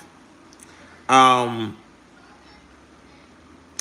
thing is that through their, I would say, so-called imperfection, being perfectly designed to do what they were supposed to do, meaning they were going to worship Yah with autonomy, whereas to where the angels worshipped him, and that's what they had to do. They didn't have any other choice, right? There wasn't no option for them to worship the Father. For us to worship the Father was a choice. It's an autonomy. It's something that the Father wanted, right? That's what he saw as being something that would be a perfect love to him. It's somebody who could choose, a creation that could choose to love him or not. So when we're dealing with that, we're identifying that there's a creation that was perfectly made to choose to love the Father or not. They had a choice, right? They had a choice, and this is what he really wanted. He wanted us to have autonomy and have a choice. So I'm going to see, but that's where I'm at with it. You tell me, what do you think about it? What do you think about it, William? You tell me, what's your position on it, or if you have one? or if it's just like out of curiosity. Let's see. Perfect. Then how? So yeah, out of curiosity, or what do you think?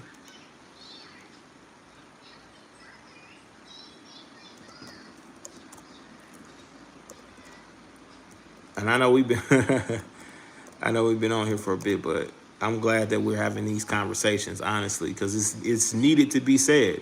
People need to know, like a lot of this little bitty stuff that's going on. People need to know what's up with it. You know what I'm saying?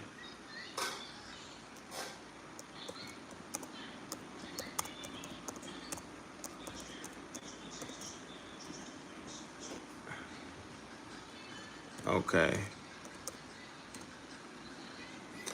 All right. He says, I think that God created them in a specific way, like sort of what you said on how they were made to make to make choices. That's right.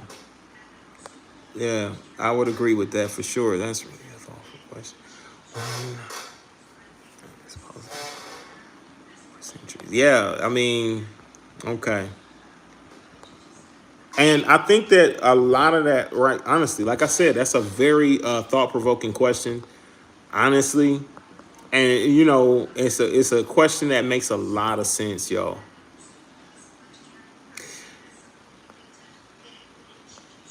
The fall also introduced human awareness of moral struggle, the capacity to know good and evil firsthand. While it brought suffering, it also set the stage for redemption, showing Yah's mercy and humanity's ongoing story of restoration. Yeah, it's an ongoing story of restoration.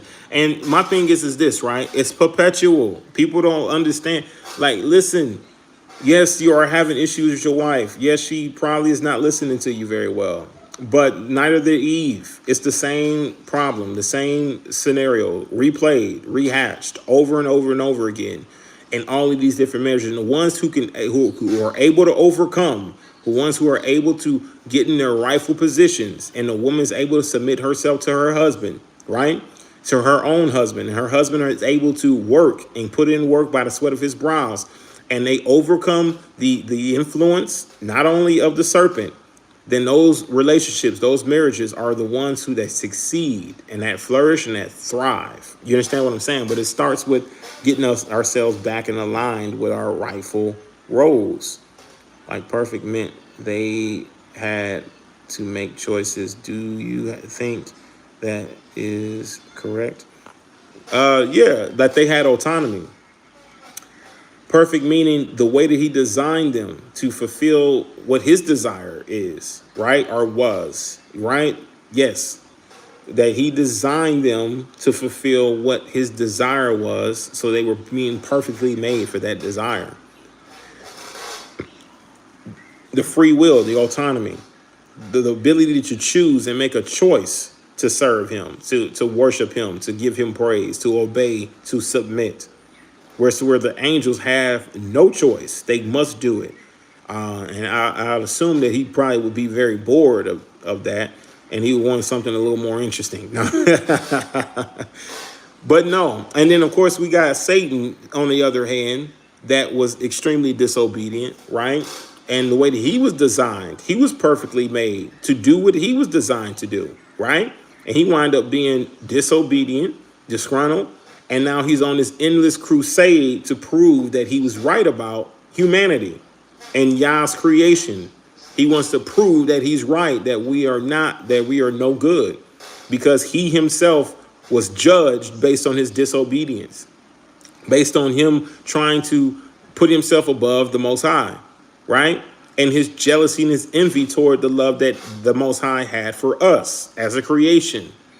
So now he's on this endless crusade trying to prove that we are worthless, basically, right? He's on this endless crusade trying to prove that, trying to prove how disobedient, how sinful we are, right? Just like he is, you know what I'm saying? How much we are like him and not like the Most High. And this is his endless crusade in trying to prove it, right? Adam and Eve could eat vegetables while other generations need B vitamins and other things that are hard to get, right? Absolutely. That would make Tao sound like his father, the devil. Yeah, you feel what I'm saying? But yeah, y'all, I know we've been going on for a minute. I'm about to go ahead and I'm about to shut it down. But these are some great questions. Great questions, great conversation, y'all. And I wanted to jump on here real quick and just address a couple things, man. And understanding, like, yo, like, we got some real battles that we got to overcome. We are facing, like, a lot of people who are not only disgruntled, but also who are just honestly doing the best that they can to mislead you, to bring you to a position where you can walk right into deception without it being challenged at all. And the moment you start to question it is the moment you are wicked, the moment you are this, that, and the third. You're all these different names, and this is what they do to you. You know what I'm saying? So us being able to raise our voice up and actually pinpoint a lot of these things for people before they get involved and wrapped up in nothing is the best. It's the best thing for us to do. Where are you live next? Okay, yeah, I'll be live. I'm usually live every first day, every Sunday. So every Sunday I'll go live at around 5 p.m. Central Time. Over here in the States, that'll be 5 p.m. Central Time, and I'm live, man. You know, we're gonna have a great conversation that we're gonna unpack. We got a few things we really need to talk about and discuss. That is definitely critical conversations that need to be had. Just like today was like a conversation that was critical, and we were able to just kind of have some candid conversation. And then we're gonna discuss some things that just popped up that we really need to know more about. You know what I'm saying? So I'm live every Sunday, be it the Father's will, and I believe that it is his will. Some of them out there got that Dow syndrome and Dow, yeah, tendencies. Yeah, and that's facts. Hey, ain't nothing we can do about it, but we can continue to shed light. We can continue to tee it up with the devil. You know what I'm saying? With Satan.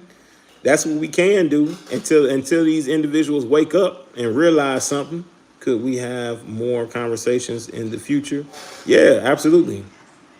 I don't mind that. Absolutely. We can definitely have more conversations in the future. You know, and like I said, we got one thing that I really enjoy is a philosophical conversation. I'll never shy away from it. I know you got some people out here who like, man, I don't want to hear your opinion. Man, sometimes you got to hear their opinion. And the reason why you need to hear their opinion is so you can be able to discern them. You can discern their spirit. You can discern who they are, how they think, how they move, right? See if it truly aligns with scripture. Because anybody can feed you scriptures all day long. They can jot and tittle you all day, all the way until your heart's content, all the way until your ears are itching. And then next thing you know, they're stealing from your pocket. Why? Because you didn't discern how they think, their thought process. You didn't discern their thought process.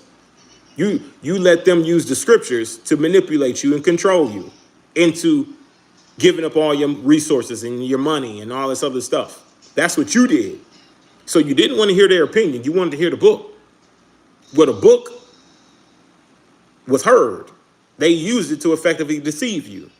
You didn't know who they truly was on the inside. You didn't know their spirit, right?